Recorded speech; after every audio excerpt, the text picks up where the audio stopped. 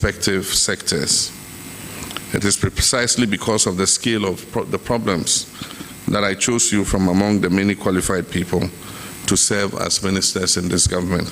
It will not be business as usual. I have absolute confidence in your ability to get the job done and achieve measurable results that will turn the situation around and free Ghanaians from the clutches of poverty and suffering into which they've been landed. There will be no place for disrespect of the very people who elected us to serve. Their needs and suffering are real, and these realities are not to be denied by you. Your duty is to acknowledge the problems and challenges and work to overcome them. In the economy, the people of Ghana are looking up to you, Dr. Forson, to reduce inflation and make life more affordable, reduce the cost of living. They're looking up to you to bring our debt level to bring our national debt to sustainable levels. They're looking to you to stabilize our currency. And they're looking to you to rein in the deficit so that we can achieve macroeconomic stability. Our Attorney General will be required to reform our justice system to make it fair and transparent to all Ghanaians. You'll also be responsible for holding people accountable and making sure that the sword of justice goes after people who have misappropriated the resources of Ghanaians. One of the major tasks you would have to undertake is to shepherd the National Constitutional Validation Conference in order that we can begin amendment of our Constitution to make it a living document for the future. To you, Mr. Eric Opoku-Agric, Ghanaians are looking for food security, and they're looking for cheap and affordable food to fill their stomachs. And probably one of the most difficult and complex sectors, and that is education. The Honorable Haruna Idrisu is supposed to work for the people of Ghana to ensure quality education and to ensure that we equip our young people with the skills that they need to go into the world of work. And one of your first responsibilities will be to superintend the National Review Conference on Education, to bring stakeholders together to dialogue on how to improve our educational outcomes. To you, the Honorable Minister of Energy, Mr. John Ablai Jinapon, Ghanaians are looking for stable and efficient power supply. They are looking to you to accelerate our upstream and downstream petroleum sectors in order that Ghanaians can reap the benefit of the potential that God has given us. They're also looking to you to manage the energy sector debt and be able to remove it as an albatross around the neck of our economy.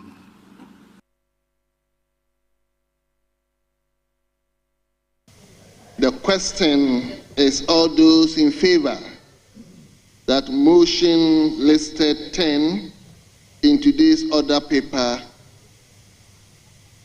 all those in favor of that motion, say aye. All those against, say no. Honorable members, it is obvious the ayes have it. The motion is hereby adopted. And that this Honorable House has approved His Excellency's the President's nomination of Honorable Ahmed Ibrahim as Minister Designate for Local Government, Chieftaincy and Religious Affairs. Honorable Dr. Agnes Na Momolate as Minister Designate for Gender, Children and Social Protection. And Honorable Elizabeth Ofosu Ejare as Minister Designate of Trade, agribusiness, and industry. For Abra Jifa Gombashi as Minister Designate for Tourism, Culture, and Creative Arts.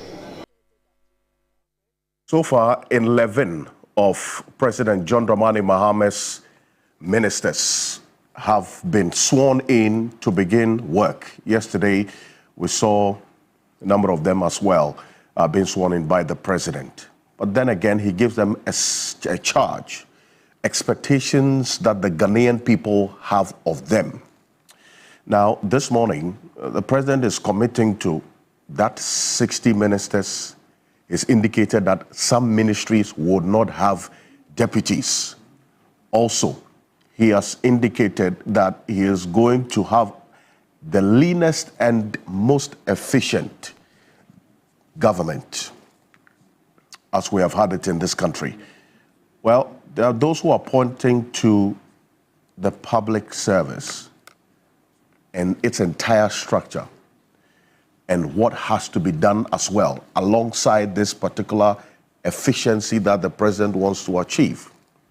In the midst of all that, many continue to ask questions of what exactly are the major considerations in the appointment by John Dramani Mahama, and which ministries are not going to have the deputies. And that's what a number of you are also having on your minds. Well, guess what? We would have the answers to all the questions this morning on Key Point, as always.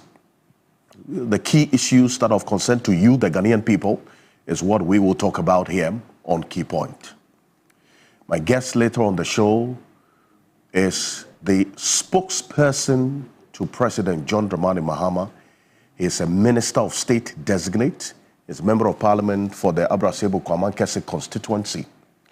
Talking about none other than Felix Kwatiofosu. Will be joining us to answer a number of questions this morning here on Key Point. What kind of country was handed over to them? The status of Ghana. Because we were here when at some point in 2017 we're told that the meat had been eaten to the bone. And at some point, the bone was nowhere to be found as well. But then again, what is the state of affairs now? We've had bits and pieces, but you, the Ghanaian people, are demanding the details of the state of affairs so that we'll know exactly where we are and where we are going beyond the politics. So we'll have a conversation this morning here on Key Point. As well, we're live on 3FM 92.7, also on TV3 Ghana on Facebook, DSTV channel 279, all across the world on 3news.com. Remember, you're an integral part of the conversation. Let's hear from you, as always, through the various means that you can connect with us here on Key Point. The Operation Recover All Loot, they're continuing their work, and there's some very, very important detail coming from there. You will hear it exclusively here on Key Point, because we have a member of the Operation Recover All Loot preparatory team joining us this morning as well. You recall that sometime last week, the president made a comment when the Catholic Bishops' Conference called on him about the Anti-LGBTQ plus bill that never saw the light of day. Many who were pointing at the president saying that he is running away from this bill or trying to change the goalpost. Is that really what the case is? Well, we'll put it to his spokesperson to get some answers to that for you as well. And for the next 4 hours, stay with us here on Key Point, because we talk about the key issues that are of concern to you, the Ghanaian people. My name is Alfred Okansi. Welcome. My guests will be joining me in a bit. The conversation starts in the next few minutes. We'll be back shortly.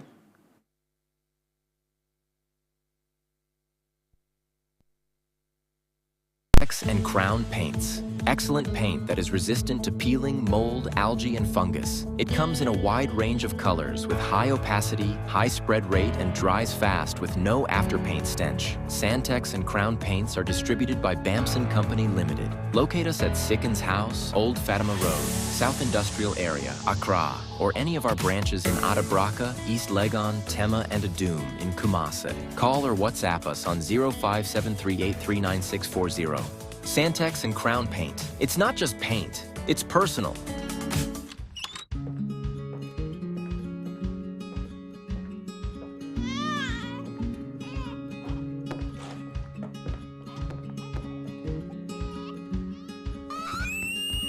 Through every step of life's unpredictable journey, every moment counts. That's why you need a partner you can always trust for solutions, so you can be rest assured. Having impacted over 200,000 lives, processed over 4.2 million claims, partnered with over 400 corporations, paid out over 836 million Ghana cedis in claims, contracted over 1,600 healthcare facilities nationwide, and pioneered several innovations like free medicine delivery, an interactive mobile app, and more. You'll be surprised what can be accomplished in 20 years. We're part of the Nationwide family. Are you? Nationwide Medical Insurance, 20 years of leading the way. This Sunday on Hot Issues. Charles has himself to blame. Why were you so quiet? It's not true. Charles has never been quiet. The main problem is just because the free senior high school policy didn't have a dedicated source of funding. What is the quality of food like? It's generally not up to our expectation. Why were some of the head teachers charging fees of students? Emily, I'm not aware of that. How would you describe the quality of education at the moment? Consistently, over the years, there has been some improvement. Hot Issues shows Sundays at 2 p.m. on TV3. TV3, first in news.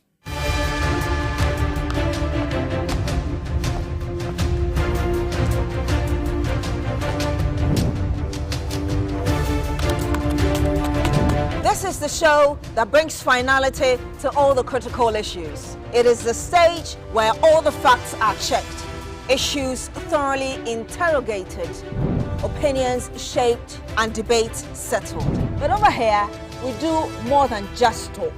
We resolve problems.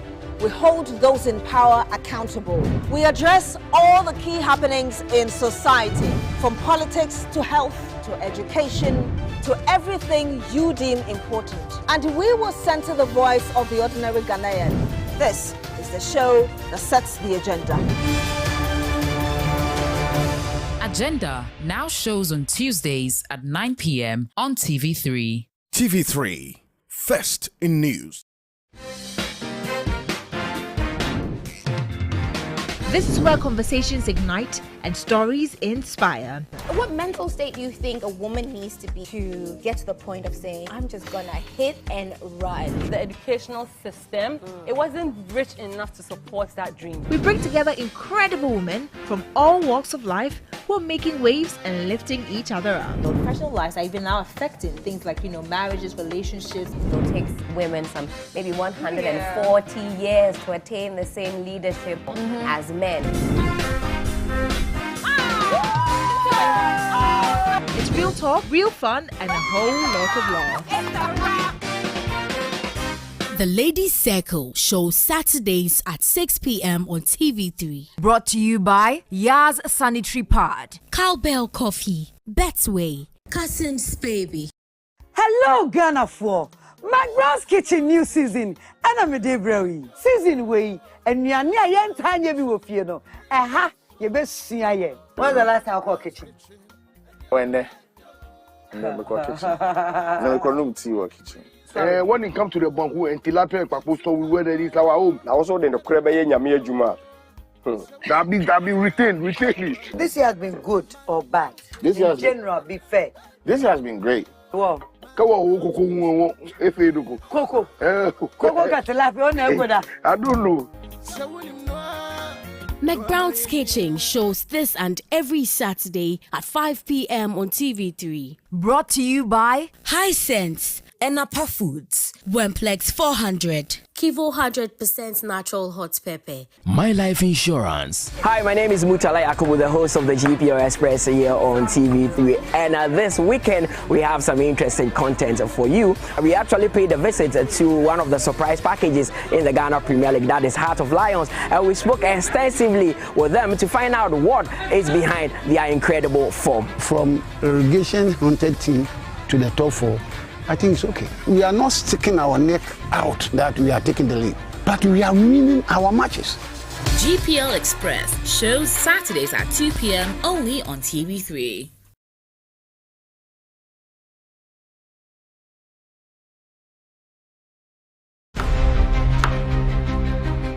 We're turning up the drama this week on Drama in the Kitchen. We have Kojo Active, who's bringing his ex-girlfriend, Priscilla, and his current girlfriend, Celestina. The ladies are going to try and cook up a storm to see how well they know Kojo Active's taste buds. You just stated it that he's arrogant. So why do you want him back? Who said I want him back? That's what you just said. He's just the sweetest boy I've ever met. Wow. Can you figure out a blind tasting? Well, let's see how well Kojo does this week on the show. Join us for Drama in the Kitchen this Sunday, only on TV3. Drama in the Kitchen Season 2 shows Sundays at 4 p.m. on TV3. Brought to you.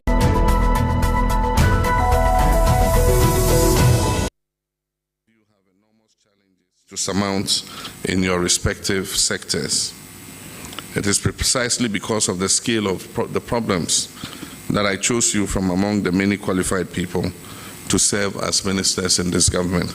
It will not be business as usual. I have absolute confidence in your ability to get the job done and achieve measurable results that will turn the situation around and free Ghanaians from the clutches of poverty and suffering into which they've been landed. There will be no place for disrespect of the very people who elected us to serve. Their needs and suffering are real, and these realities are not to be denied by you. Your duty is to acknowledge the problems and challenges and work to overcome them.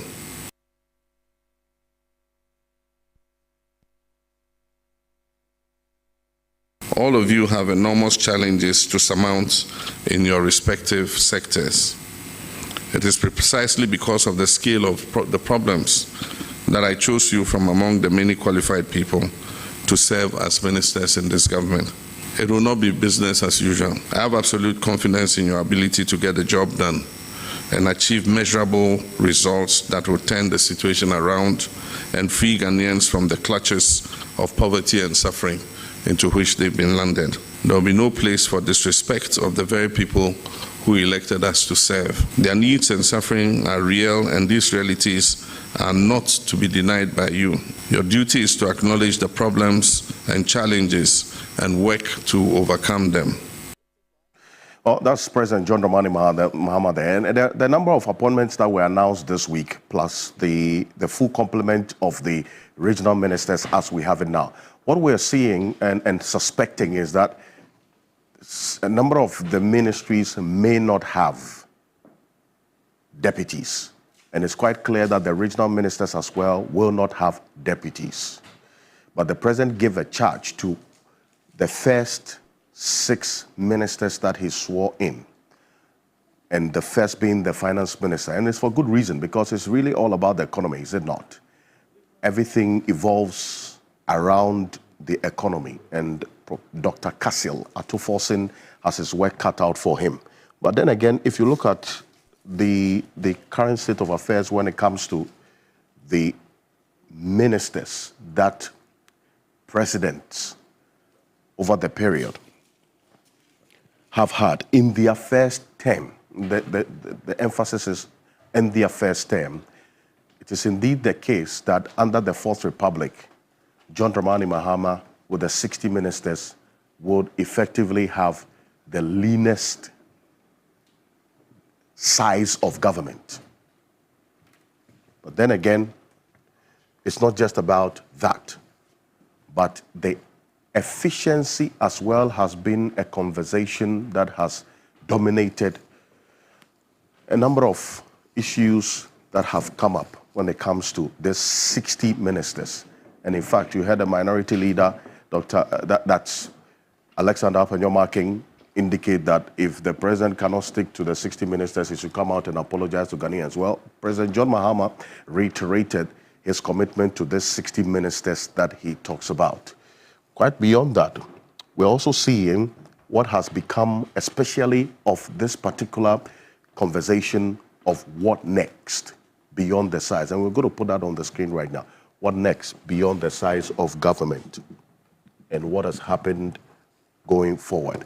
That's the conversation that we would have this morning here on Key Point, also on 3FM 92.7, on TV3 Ghana, on Facebook. This is it. So far, 42 out of the 60, 18 outstanding, and a number of them will be deputy ministers. 7, so far that's for the ministers, 7 women, 35 men. And that's just about, if you look at the percentage breakdown, 16.6%, female or women representation in the ministerial portfolios announced so far. And just about 83% men. 24 of the 42 of these persons that have been named so far vetted, 11 of them sworn in, are members of parliament.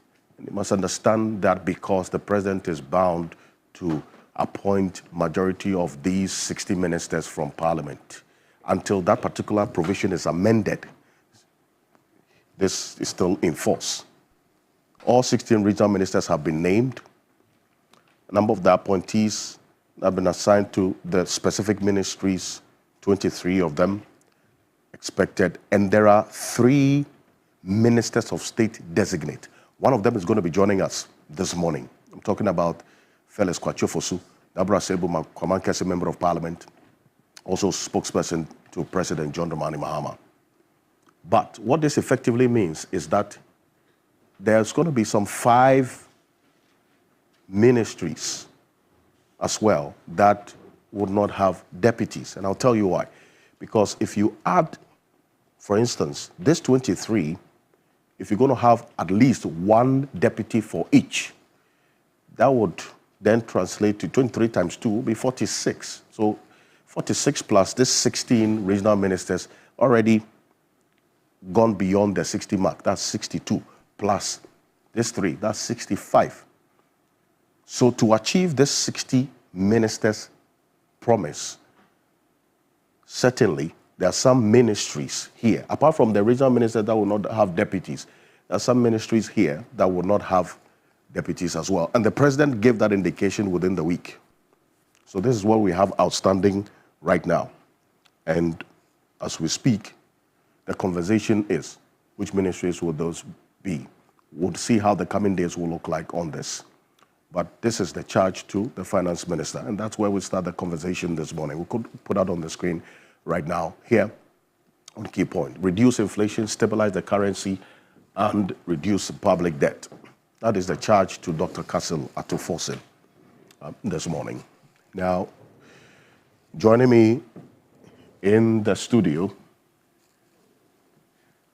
is Professor Ransford Jampo, is a professor of political science at the University of Ghana, Legon, and an internationally recognized governance expert.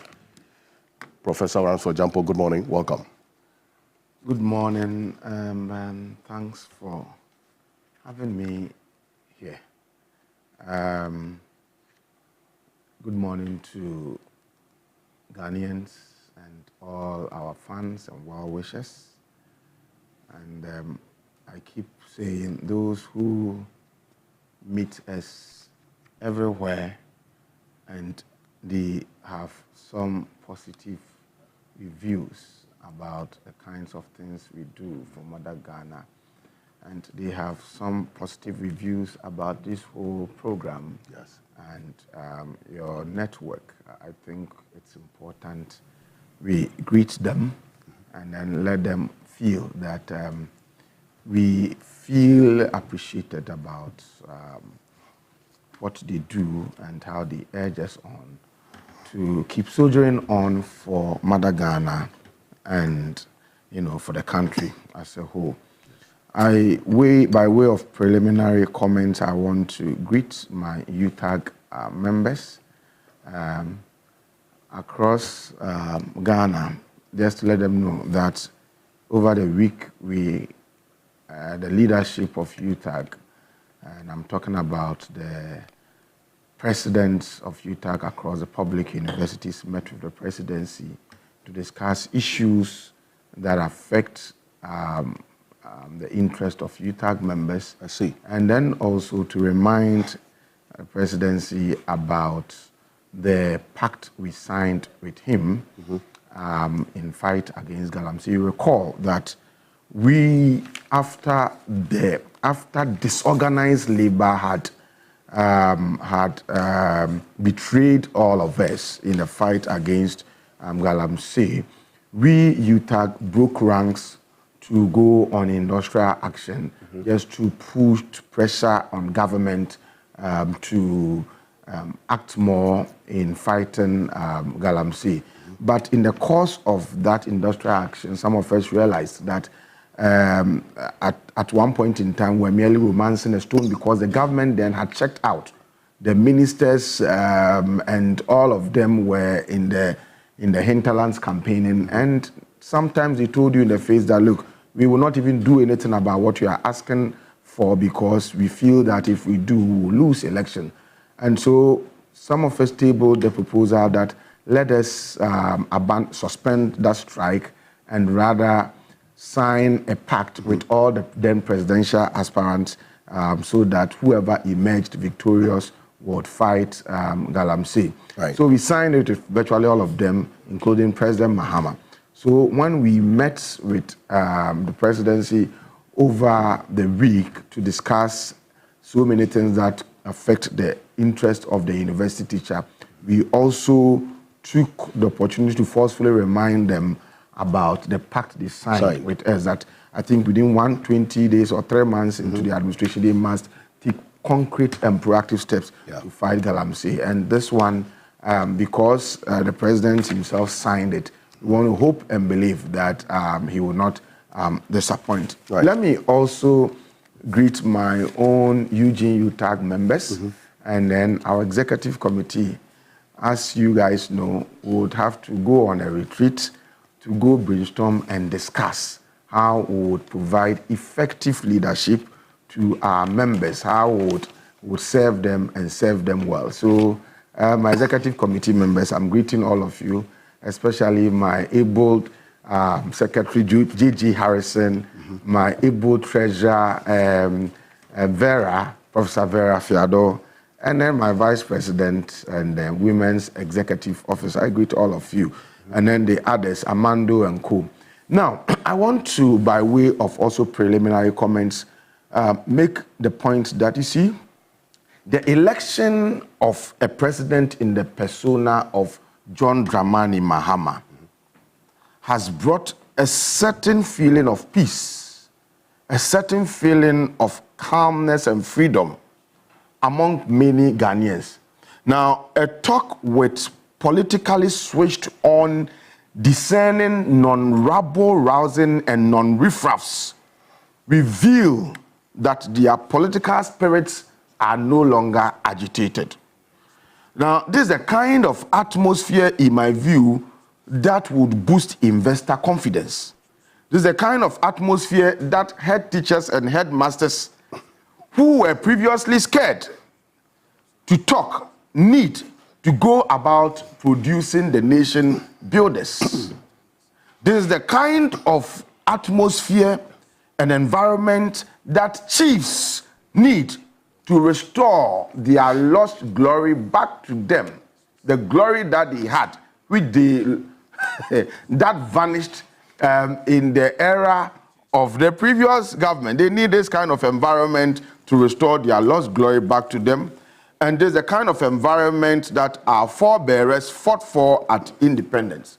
And so it's a good environment, And I urge the new government and its appointees, respectfully, that they should set a higher standard for themselves. They should never use Akufo-Addoism as the baseline standard for anything they want to do in government.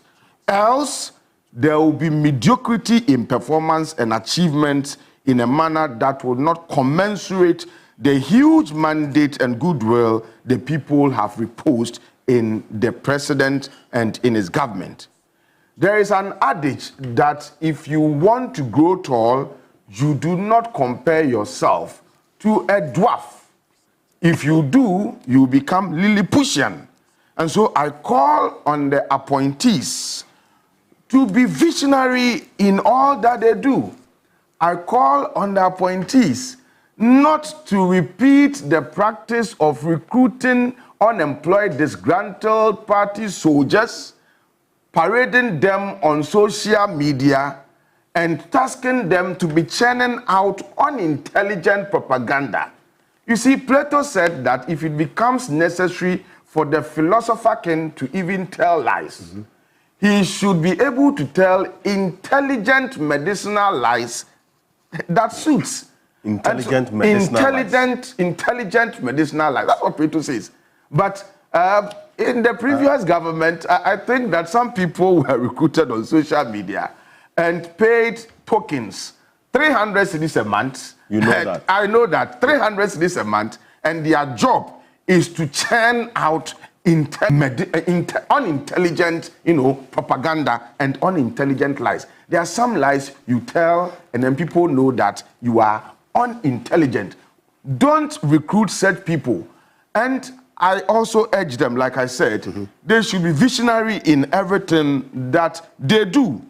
And so what is a vision? You see, a lot of people have no appreciation of what a vision is. I'm urging them to be visionary in everything that they do in government. And when we talk about a vision, essentially you are referring to an ideal worldview of a situation or a perfect picture of something. Now, the single most distinctive feature of a vision that separates it from a mission, that separates it from a plan, an objective, an aim, and a target is that whereas an objective, whereas an aim, whereas a target, whereas a mission, whereas all these can be achieved, a vision cannot be achieved. So if you hear somebody saying that he has achieved his vision, it means the person has no appreciation of what a vision is. A vision cannot be achieved. A target, an objective, an aim, and all those things, a mission, they all can be achieved.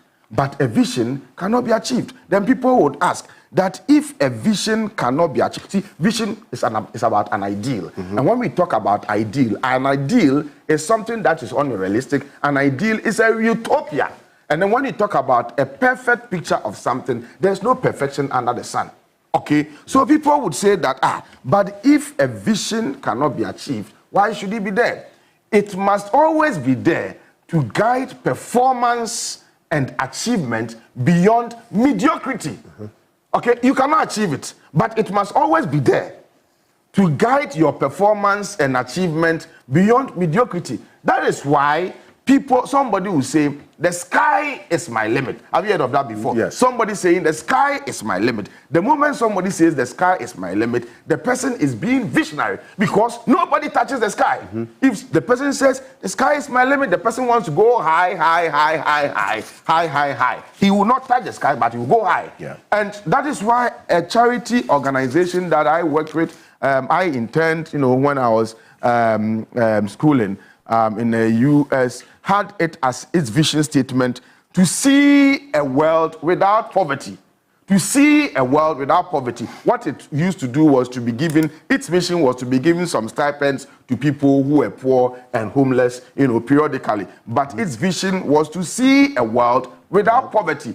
There's no way poverty can be totally eradicated in the world. And so that is visionary. So I'm urging the appointees to be visionary in everything that they do. Set certain higher ideals that would urge them, okay, not using Akufo-Addoism as the baseline standard, but certain higher ideals, for themselves that would urge their performance and achievement beyond mediocrity in a manner that would justify the huge goodwill and public confidence that Ghanaians have reposed in them. And let me end also by way of my preliminary comment by saying that yesterday I saw on television President Akufo-Addo, President Mahama, I think, had gone on a thank you tour somewhere in the Volta region. Yes, in the Volta region. And then when he went and he was greeting the chiefs, I saw it on your network, your TV. When he went and he was greeting the chiefs, I realized that the chiefs wanted to stand up to greet him, and then he signaled that they should all sit. It was just beautiful. It was just nice. It demonstrated his humility. Okay, his humility in, you see, power doesn't, real power, impedity, okay, real power doesn't like noise. You see, it is seen. You see, people see it that you are powerful, and you demonstrate a certain humility. When people want to be standing up for you and all that you said, you tell them to sit. Okay, it's just nice. In sharp contrast with what used to happen when the former president would always be asking and insisting that people rise up and stand up to greet him and all that. President Mahama is not like that. And I'm happy, and I will continue to urge him that, look, the days of government kukuti gentle is gone. It is a government of humility. No more kukuti gentle, kukuti hunhuntain, ahantain, arrogance, and homosoistic government that wants people to rise. If you are powerful, power will speak for itself. Okay, it is not important to be lording over people and then insisting that people rise up to greet you. I mean, so that what will happen? So I want to say that I liked what I saw. I applaud the sense of humility that President Mahama showed when chiefs wanted to just rise up to greet him, and he beckoned them to sit down. And it's a good day for chiefs in our country. Like I said, their lost glory, occasioned by the way Akufo-Addo treated them, is being restored to them by a new regime. And I want to hope that they too, they will shun the needless chieftaincy disputes and multiple sale of lands and all those things that they do that undermine their image and their glory. They will see that they will shun them, because we are in a new era that is aimed at restoring their lost glory to them. And again, I commend the teachers and the headmasters who are now talking about the challenges that they are facing with free SHS. You ask yourself, why were they scared? Many of them were scared because they felt that if they spoke, if they offered criticism about the system, they were going to be transferred. Look, I went to a school, okay, where my daughter used to attend, and the headmistress had come to outline so many challenges about the school. And then it all was about the fact that they didn't have money to buy many things and to feed the kids. So I got up and I offered to pay a certain amount of money. And then I also called on some notable parents that I knew to do so. Whilst we were doing that, the headmistress just left, just abandoned as she left the assembly hall where I was trying to do that. Why? Because she said if she sits down to look on whilst we do that, she was going to be punished, that she had told the whole world that they were in need and all that. So she had to leave. And when she left, so we all had to abandon this whole idea. You have teachers who will call you privately and say, don't mention my name, but these are the challenges. Meanwhile, we're being gaslighted to believe that all was possible. I like the fact that now, CHAS, Conference of Heads of Assisted Secondary School, now they found their voice and they are talking. I like the fact that President Mahama himself has said that now people should be free to talk and all that. So there is a certain burden that has been lifted all, from all of us, and people are now free to go about whatever they have to do. And I'm wondering, how can we make this kind of mistake in 2016 by bringing into government President Akufo-Addo? I'm wondering, it was a flaw in our judgment, and I don't think that we would ever repeat such a monumental mistake we made. While Lawyer Martin Peebles settles down, also be joined by Felix Kwachofosu shortly, and then also Lawyer Amwakwa, who is a member of the legal team for the MPP. But this is what Professor Lord Mensah, who's at the University of Ghana Business School, just sent me. He says, performance tracking will be key to keeping the NDC government in check. That's in tandem with something you just mentioned. Beyond the leadership showing that example that you have referenced a number of times, what should be done to ensure that that also trickles down to the many? Because yesterday, in fact, the first time he swore the first 6 ministers in, and yesterday, he's reiterated continuously that point about they not showing arrogance in the discharge of their duties. They must show humility and so on. But beyond just that charge, what has to be put in place to ensure that there's performance tracking, and then also they're living by the example of the leader? No, you see, so Lord Mensah, my colleague, good morning to you.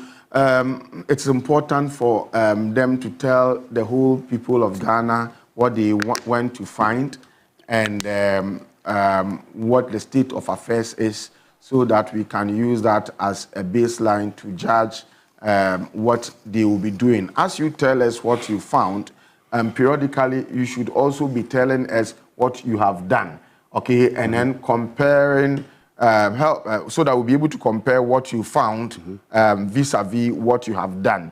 And that would help us to be able to track the performance of those appointees. Oftentimes, people are appointed, and when they get into the various ministries, departments, and agencies, they are not transparent about what they went to see.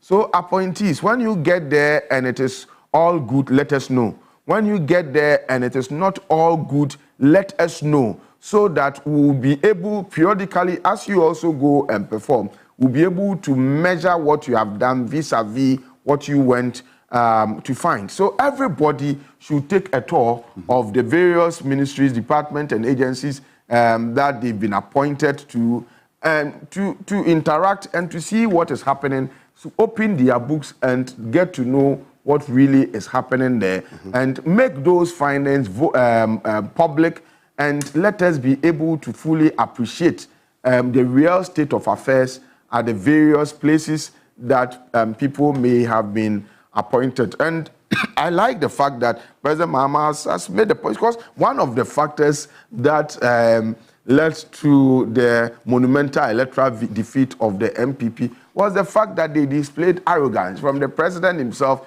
to the daily rated appointee. Everybody displayed a certain level of arrogance in a manner that was nauseating to the good people of Ghanaians. So they showed them the exit. And so you do not want a situation where new government led by somebody who is naturally affable, calm, and humble, that government is also plagued with that same challenge of people displaying arrogance. And so let them pay heed to that call, that they would have to be humble. I mean, it's so interesting. My friends in the previous government who were not answering my calls when they were in power, they were so busy, they don't answer your calls. Now they exited power, they are calling me. And you are calling me for what? I am the regular Ransford Jampo that you know. So stop calling me. Nothing has changed. When you were in power, you are not. We call you are not picking. Now you've exited power, you are calling. What do you want from us? That show of arrogance has now paid out negatively for you. And so be there and continue to think about how you'll be able to restructure your party and to position yourself for some future elections. And this is a lesson to the current appointees. You guys, when you are in opposition, you are talking to us. When we come on TV3, key points, and then we take on the government, it inures to your benefit, and you benefited from it so well. And you were sending a text messages even whilst we were on live TV. Now you've been appointed. Keep the relationships. Don't all of a sudden become a kufuado kokoti gentle appointee, where all of a sudden you have changed your numbers, or all of a sudden you are calling just to even look out for, seek information, and then we call you and you don't pick up. We don't need anything from you. We need information. That's all. And so if you behave like that, you would also be treated like the way Ghanaians have treated the MPP and its apparatchiks. So it's an advice that is well given by His Excellency the President. No minister, no appointee should be arrogant. Let them come down to earth. After all, the NDC is a Congress. Congress is about the people. By the ethos of social democracy, they are supposed to be with all the people, the masses. They are not supposed to be arrogant and that elitist, and they are not supposed to be constructing walls, around themselves and making it impossible for the ordinary people and downtrodden people to come closer to them. So let them live in accordance with the ethos of social democracy, and let them live in accordance with the call that President Mahama has made to the appointees. It's about humility and not arrogance. And in fact, laying this solid foundation, it's on that I build on to the next phase of this conversation this morning. And it's for good reason, because the recipient of this sermon you just gave, one of them is seated next to you right now. And he is the Minister of State designate, in charge of government communications, currently the spokesperson to President John Dramani Mahama. He is a member of Parliament for the Asebu Kwamankase constituency in the Central region. For those people in that constituency, in this 9th Parliament, the majority of the NDC, I'm talking about none other than a former Deputy Communications Minister, that's Information Minister, beg your pardon, Phyllis Kwatio-Fosu. Good morning. Welcome. Good morning, Alfred. It's good to have you joining us this morning. As I indicated, I'll have a member of the MPP legal team as well as lawyer Matic Bebu joining us in a bit. But here you are the most wanted man in Ghana now, together with Dr. Callistus Mahama. People wake up in the morning checking whether you have released a white statement or Dr. Callistus Mahama has released a green. Do you know that your name is being mentioned in some prayer platforms? You know about it? Well, I'm not sure of being a wanted man, nor being the prayer topic for anybody. I'm but a mere conduit for government information. So as and when I am instructed to put out some communication, I do so. Or as and when it becomes necessary to engage the public on any number of government activities, I do so. But we only serve at the pleasure of the Ghanaian people. Indeed. And it is important that the government creates pathways to engage in the very people that it is supposed to be superintending. Whose affairs it's supposed to be superintendent, I should say. Mm-hmm. And that is what we do. It is not intended to give anybody any palpitations or make anybody uneasy or after you put an emoji of 2 eyes on your social media. Just which means what? He's watching or what? What it is that social media is now the new frontier. Uh-huh. And Professor Jampo is very active on social media, so he appreciates what I'm saying. There's a way that you need to engage the people there in order to sustain their interest in what government is doing. In the past, it was you guys in the traditional media who held sway. If I wanted to issue a statement, I would have to type it out, print it, put it in an envelope and drop it at your premises. And pray and hope that you give it some publicity. Now, these days, you cannot do that.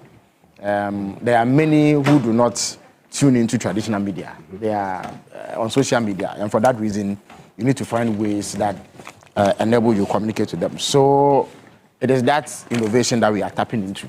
to reach as many people as possible. And so far, the reception has been encouraging. It shows that Ghanaians are in tune with what government is doing, and they want to follow closely what has been happening. And we are happy to share information to the extent that we have it with the people, so that they know exactly how their mandate is being utilized. Indeed. But let me say to Felix that, Felix, you should admit that so far the palpitations and the stress and pressures that people who are expecting political appointment are going through, I mean, they are higher than the palpitations and stress they go through in the lead up to elections.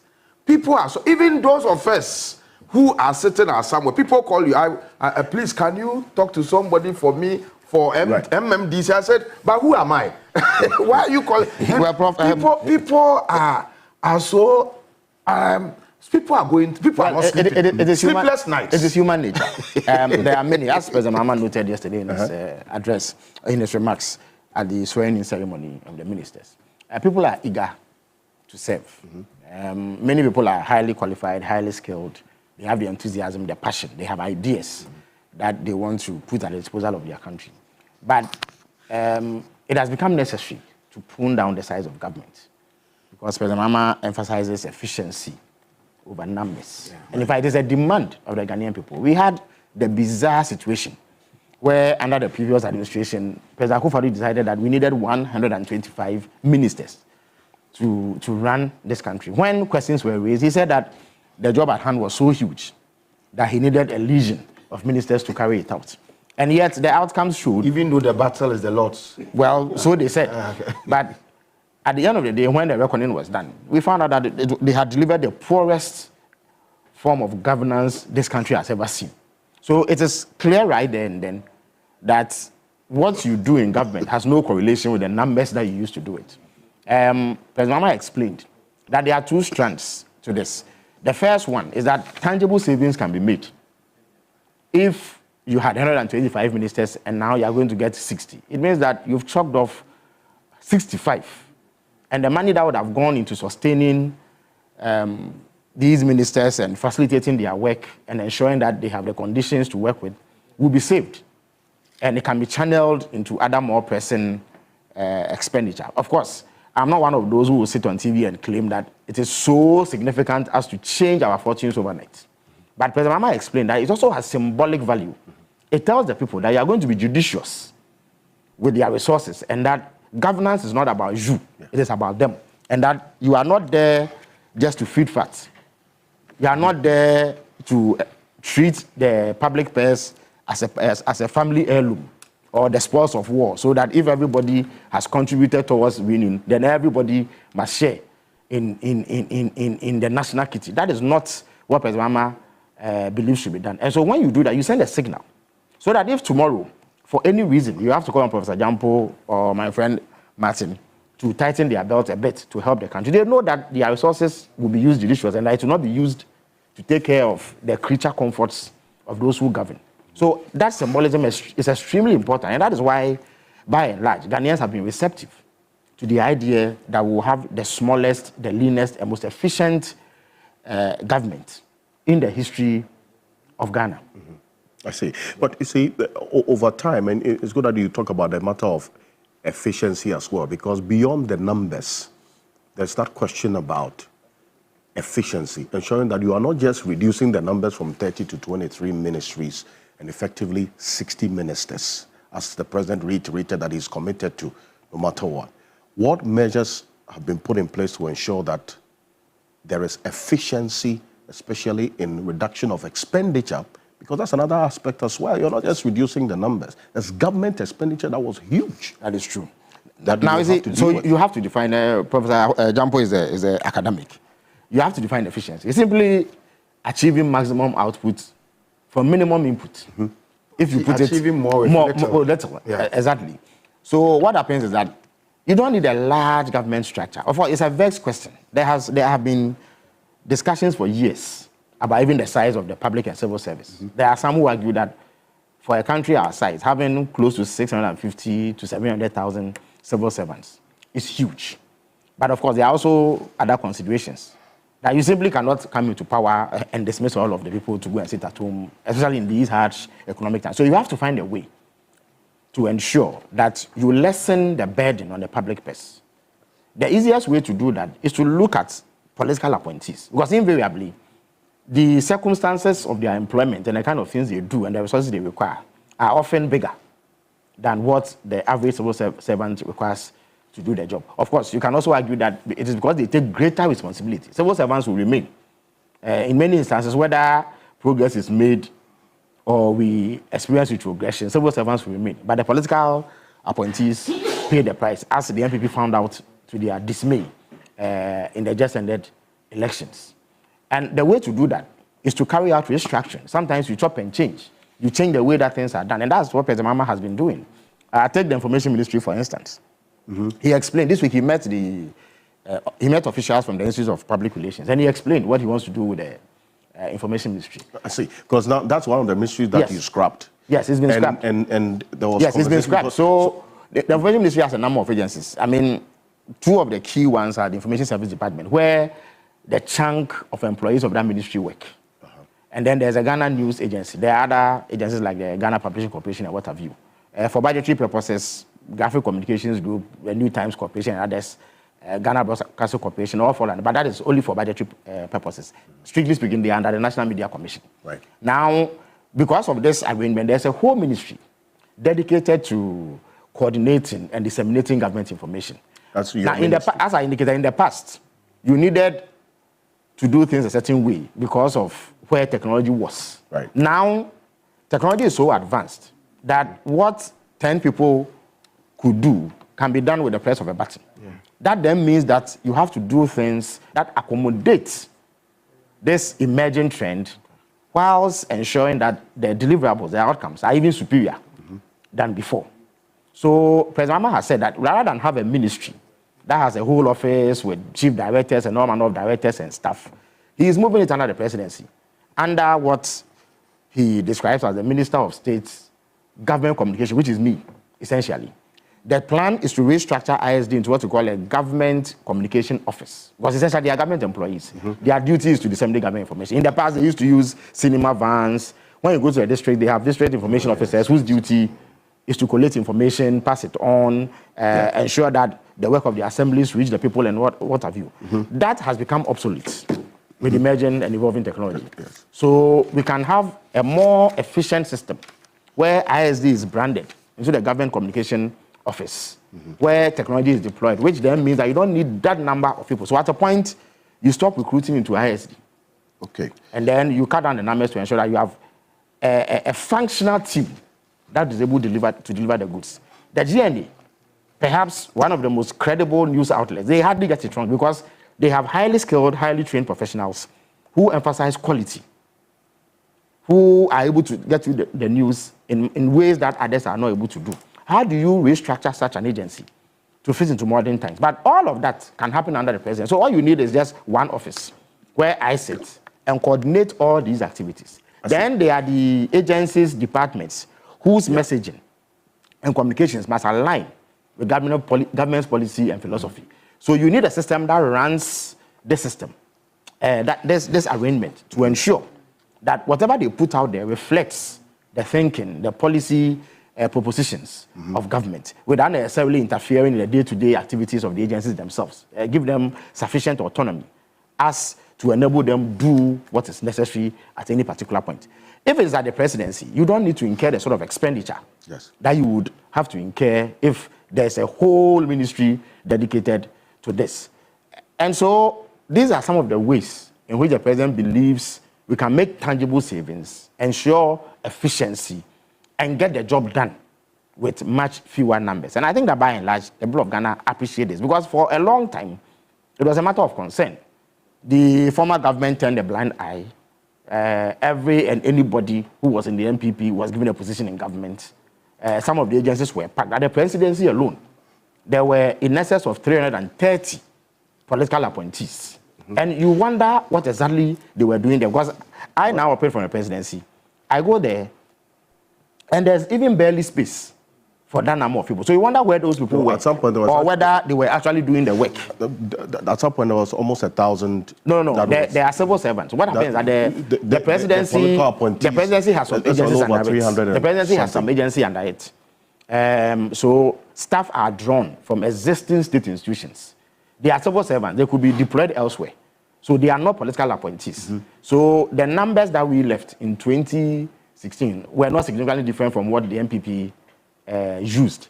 What created a spike was the sheer number of political appointees, 330. We had less than 100 in our previous guys between 2009 and 2016. President Mama intends to do so, and in fact, it will be much smaller. You much smaller, meaning what? Less than 100?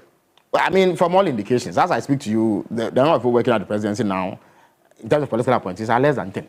Less than 10. If you consider all advisors and everybody else who works, including myself, who is supposed to be a minister of state. It's less than 10 as we speak. Of course, eventually, as and when, eventually, of course, the full complement of the government will be ready, but it will be nowhere near the number that the MPP used to. And you see, which was over 350. Over 330, and Honorable Ablakwa was instrumental in unearthing this, and I'm sure you discussed it on this program on many occasions. So that, in my view, constituted unnecessary waste of public resources, because these people were drawing salaries. They had to be facilitated. They were given vehicles, fueled, and all that, which were fueled and all that, and did not necessarily bode well for the public purse. At the same time, we didn't see any outcomes that were extraordinary from what had been achieved before. To even if it was the case that you have 125 minutes, and yes, the outcomes are so monumental, Ghanaians could perhaps give you a break, even if they had misgivings, and say that maybe you have justified the numbers. But the outcomes were completely poor, and therefore did not make a case at all for having that number of people in Ghana. So President Mama is minded by that. As I walked in, I heard you and Professor Jampo discuss the posturing of government officials. Yes, and hold on to that point about the posturing, and I'm going to come back to it, because you talk about the efficiency. What's going to happen to the ministries, the staff at the ministries that you scrapped? So, for instance, with the explanation you've given now, it appears the functions of some of the functions of the defunct information ministry will now come under your ministry. Exactly. That's the ministry, Minister of State in charge of government communications. Yes. You would have some functions of the defunct information ministry. But then how those about ones that are relevant, absolutely necessary for the running of government information machinery will be retained. So yes, the rest can be sent elsewhere. Because when you do another, you will find that there are gaps elsewhere. Just that, for instance, if you bring 300 people to the presidency, and yet there are agencies that are also staffed, they need critical staff, but they don't have it. You are not being efficient. You are not utilizing human resources in the way that you should. So some of them will be sent elsewhere, because you also do not want to come in and just dismiss people. So you are not laying off these? No, nobody will be laid off. Staff. Nobody. What may happen is that there are some of the agencies where recruitment will not be carried out into, because their functions are becoming obsolete. You don't need additional human resource. Nobody who is in now is going to be dismissed because there has been some restructuring. But in some instances, there wouldn't be additional recruitment into those agencies. Recruitment will be elsewhere that human resource is required to run. So the effects may be seen a bit further down the line, but we need to start from somewhere. It is not an easy thing to do. And I know, as I have interacted with some staff of the information ministry, they have expressed concern. Some of them were uncertain. It is natural, because they don't know what their fate will be. They also feel that there's a certain emotional attachment they have developed towards the work they've done over the period, and they've built something. So that change, which appears drastic, may, as it were, pull the rag from under their feet. But they have been reassured that their expertise, their skills will be needed elsewhere. And so they can bring the same passion, the same commitment, and the same ability to carry out their responsibilities on other functions of government. But ultimately, the aim is to build a modern, functional, civil and public service that is responsive to the needs of the Ghanaian people, even as we try to adapt governance to modern trends. I see. Yes. Now, how about the other ministries that have been scrapped? The National Security Ministry, there were staff assigned to that ministry. Yes. That the ministry. Yes, but again, it is not one of the ministries that has large numbers because of their best specialized. So those will also be reassigned. The national, unfortunately, it was the advent of the MPP that introduced this ragtag team of bandits who hold goaters and misconduct themselves and call themselves national security operatives and what. You see, it is a ministry whose function primarily involves coordinating the activities of security agencies. What happens is that as the situation evolves, you have the need for multi-sectorial collaboration to address specific security challenges. Right. So you have someone who is an intermediary, who has capacity to, first of all, gather intelligence and ascertain what responses are needed. It is then their duty to ensure that the specialized security agencies who ordinarily have specific functions come together to address certain... So, for instance, in the Nkwanta situation, it happened exactly a week ago, I believe. Around this time last week, I had received calls from the National Security Coordinator. He wanted to brief me on what he had picked up at Nkwanta. So my immediate question is that, what have you done? He says, no, I have immediately coordinated a response from the police and military who are on their way. We will send additional men. If the military alone were left to this, they may falter in terms of their ability to collaborate with other organizations. So you need a coordinator. In 1998, I believe, an act of parliament was passed to create the position of a national security minister. The objective or the thinking behind that was to clarify the reporting lines so that somebody can be held responsible for the activities of that ministry. What happens is that in parliament, those who come to the floor of parliament to answer questions are ministers. Yes. And deputy ministers in some instances. It is not everybody who the law allows to come to parliament. The most you will get is a committee sitting or some specific hearing. But it was thought wise to have somebody who has responsibility for that portfolio so that there can be some accountability lines that tie into the governance arrangement. But President Mahama believes that we can do away with that. All that you need to do is to assign that reporting responsibility to either the Interior or Defense Minister, who in any event have some linkage. So what President Mahama believes is needed is a national security coordinator with a small outfit and the necessary facilities and resources to be able to do this. And then you have an advisor who, based on experience, is then able at presidential level, because the security strategy is entirely different from security coordination. So you may need advice on other matters that fall outside of the purview of the national security coordinator. But if you don't have a ministry, you don't need the same amount of resources to run that outfit. So it saves you some, because you will need a chief director for the ministry, you will need some critical staff, you will need auxiliary staff, and you need some resources to get the place running. But if you don't have a ministry, all of that is saved. Will now be saved. Then you consolidate the work that existing agencies are doing. So that is exactly what President Mahama envisages. But of course, I anticipate that it may become necessary to amend the law so that it does not appear as if there is some, if you like, violation of it. But as a country, we should leave room for reform and change. Sometimes we should not tie ourselves down. You see, the rules and laws are made for man. If it becomes prohibitive in terms of enabling you to carry out your responsibility or achieving efficiency, there's nothing wrong with looking for alternative arrangements, even as you take steps to rectify the legal or clarify the legal position. Yes. It's important to make that point, because then that was another conversation that came up sometime within the week. I intend to spend some time with Phyllis Kwatiofosu for good reasons. He's going to be living out at some point. But let me acknowledge... You wanted to say something about yes, because I want to run through that because I don't intend to run through all the other ministries that have been scrapped. The understanding I get is that this principle of not laying off the staff in these ministries that were scrapped, railways, development, sanitation and water resources, public enterprises, national security, information ministry, all these, you're not going to lay off the staff, even though the ministries have been scrapped. You're going to share them around. What happens is that, for instance, take the transport sector, which was carved out into 3 ministries. So those who work there were original staff of the transport ministry. Except that once you create a ministry, you will have need for additional staff, mostly political appointees. And not civil servants. I see. Understand me? The civil service has a system through which they do recruitment on the basis of needs.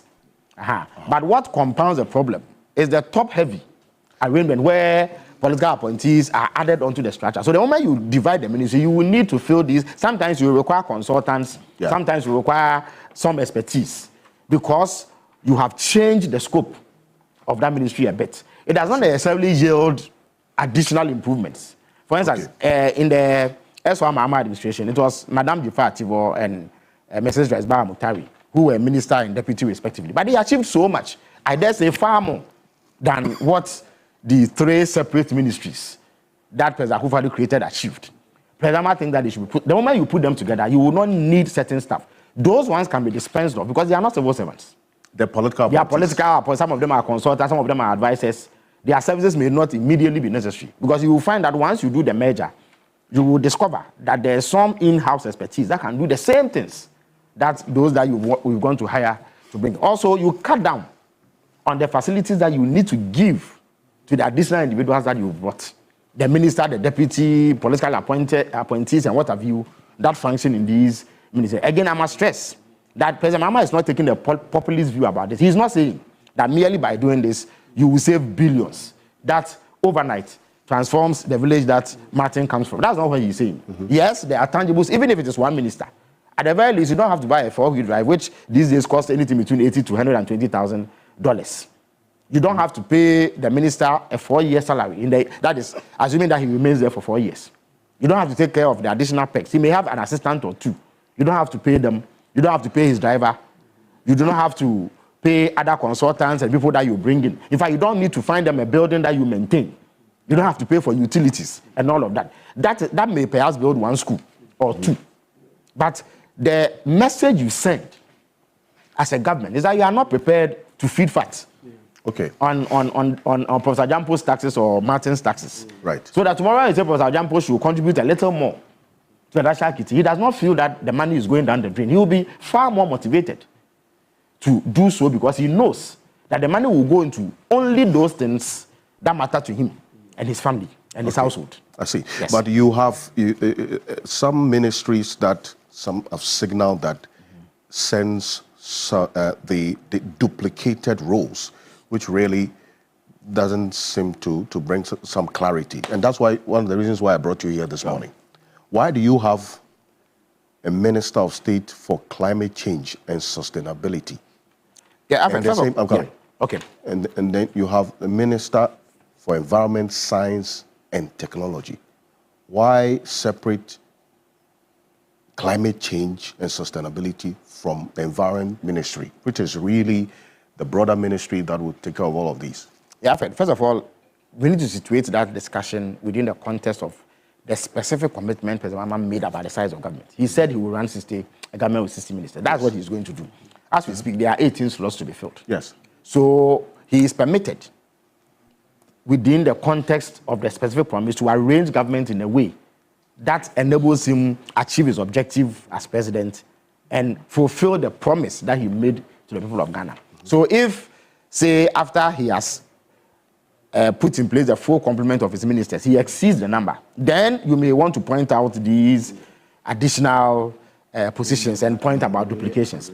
You see, now climate change is on the front burner in many countries. It is the number 1 issue. Powerful countries are gravitating towards putting in more resources and more human resources to ensure that we overcome this challenge. So the Minister of State responsible for climate change is an advisor on policy at presidential level, much the same way as the National Security Advisor operates. But he ties or he fits into the 60 ministers President Mahama promised. President Mahama thought through it and determined what he needed. And mind you, these days, presidents are required to show commitment to the issue of climate change. So there must be in-house expertise every time. The minister is also an advisor, but he's also an implementer and executor of government's environmental policy, if you like, climate change policy. I see. But the one at the presidency offers day-to-day presidential advice on what has to be done, what should not be done, and will help the president. Necessarily be a minister of state. Well, he also needs sufficient gravitas and authority to be able to carry out specific functions. For instance, if I was not made a minister in charge of government communication, I cannot go to Parliament to defend the budget of the ISD, which will now be known as the Government Communication Office or GNA or GBC, because I will not have the authority. You can't send a spokesperson to Parliament to do that.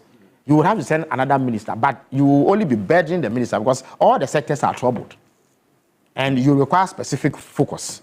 So I would urge that that discussion is situated within the context of the specific problem. The man says he will use 60, assuming that for purpose of argument only, he has 10 ministers specifically responsible for education alone. You understand me? He can always tell you that it is because of this specific issue that I need somebody who will deal with Professor Jampo's group, UTAG, who every now and then, as government truth, demanding one improved condition of service or the other. I need somebody to take care of Tibet. I need somebody to take care of basic education. Ultimately, if you put everything together, does it burden the taxpayer now more than it did before? To the extent that it doesn't, I believe that the president must be given room to do what he deems to be necessary. A time will come for an assessment of the output of these individuals that he selected. It is at that stage that you can make a case as to whether or not it was necessary to have this in the first place. So I think that the output would determine or would give indication about the propriety of that position. But as we speak, the president has not gone beyond the commitments he made. There are some ministries that will not get deputies. Which ministries are those? Well, at this stage, I'm not at liberty to disclose, but in the fullness of time, in the next few days, that would be resolved, and you will see. The president believes that, yes, every ministry is important, but there are some, for instance, education. The problems in that sector alone. In fact, if you take basic education alone, where we have close to 5 to 6 million pupils, the problems there are huge. You have a situation where there are close to 1.5 million Ghanaian school children who do not have access to desks. So they have to sit on cement blocks or they have to lie on their bellies to receive instruction. That alone is a nightmare, requiring significant attention and resources. Yes. You come to senior high school. The first day that President Mahama took office, he was confronted with a statement from CHAS demanding 3 billion Ghana cedis, which is owed them. Then, before he could catch his breath, we were forced to enter a meeting with the delegation from the GES, who came to complain about the lack of food in the senior high schools. And I'm sure very soon Professor Jampo and his group will strike to demand improved conditions of service. So this is a sector that is heavy. Indeed, it is not for nothing that it takes a chunk of government's budget. And in fact, education everywhere in the world is the #1 guzzler of public resources. Take the health ministry, for instance. Look at the state of health. As we speak, there is some cholera outbreak, which has gone under the radar, and I'm surprised that you in the media are not focusing on it. No, don't say we. You have not been following what we're doing. Oh, I've been following, but it does not be given the same prominence as before. It is understandable. There are other matters. No, we've been talking about it. I understand. I'm not. I concede, but I'm making the point that perhaps, for purpose of even public education alone, you should highlight it a bit more. That is a suggestion to you that you can incorporate in your work. You understand me? If you come to that sector, there are high-headed problems. As we speak, the Agenda 111, which the previous government made noise about, at the transition team meetings, we discovered that only 3 had been completed. Even then, they are not functional. As we speak, they cannot admit. The president says 70%. No, they cannot admit patients, and so none of them can admit patients today. Then we discovered that we need a colossal $1.4 billion, which is close to 30 billion Ghana cedis to complete them. So it is the headache of Honorable Akando when he takes office to think about how he's going to manage this. And then there's also the issue of the NHIS, which suffers chronic non-release of funds. And he has 8 million to 10 million subscribers breathing down his neck, demanding healthcare. So he has to take care of this. Go to energy. And sometimes I have to have sympathy for my brother, Honorable Jinapo. The first day he was called by the president to a meeting, even at the time he had not been nominated yet. Yes. I was in that meeting. We were told by Gridco and the other technical guys that to assure constant power supply, we need $200 million to make arrangements for fuel purchases. And this is a government that had been in power for only 1 day. $200 million. $200 million. That is assuming that the WAPCO, West African Gas Pipeline, are not able to meet the deadline or their own timeline of 1 month to fix the pipeline, we have to extend it by another month. That is making us, I'm sure Professor Jampo will kick me for using this expression, assurance double sure. And that is ensuring that we do not suffer any slippages in the event that the timelines are not met. You need $200 million. In addition to this, ECG alone has operated in a way that has left you with a debt of $2.5 billion. $2.5 billion today is close to 40 billion Ghana cedis. So there's a debt over. Indeed, I was in another meeting with IPPs.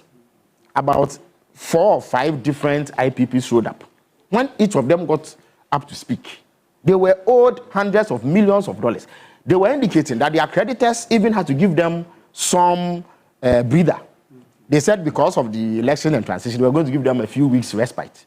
Very soon, they will call in their investments. And government owes them so much money. They alone are owed $1.8 billion. The IPPs? IPPs, $1.8 billion. So this is different from the $2.5 billion. The $2.5 billion is the general debt, indebtedness in the sector.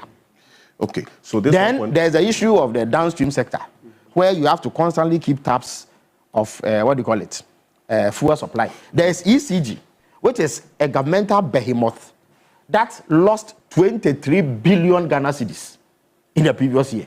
You look at their balance sheet, and they incur losses, 6 billion, 5 billion. When ECG buys power from the IPPs through Gridco, and they want to distribute, for every $100 of electricity that they distribute, $40 is lost. So they have a 40% inefficiency rate, leading to these huge losses. So the energy minister has to address it. And then these days, he's been given additional responsibility to manage the green transition, which simply means that we are moving away from the use of fossil fuels. So we have to integrate our systems to be able to accommodate, renewable sources of energy.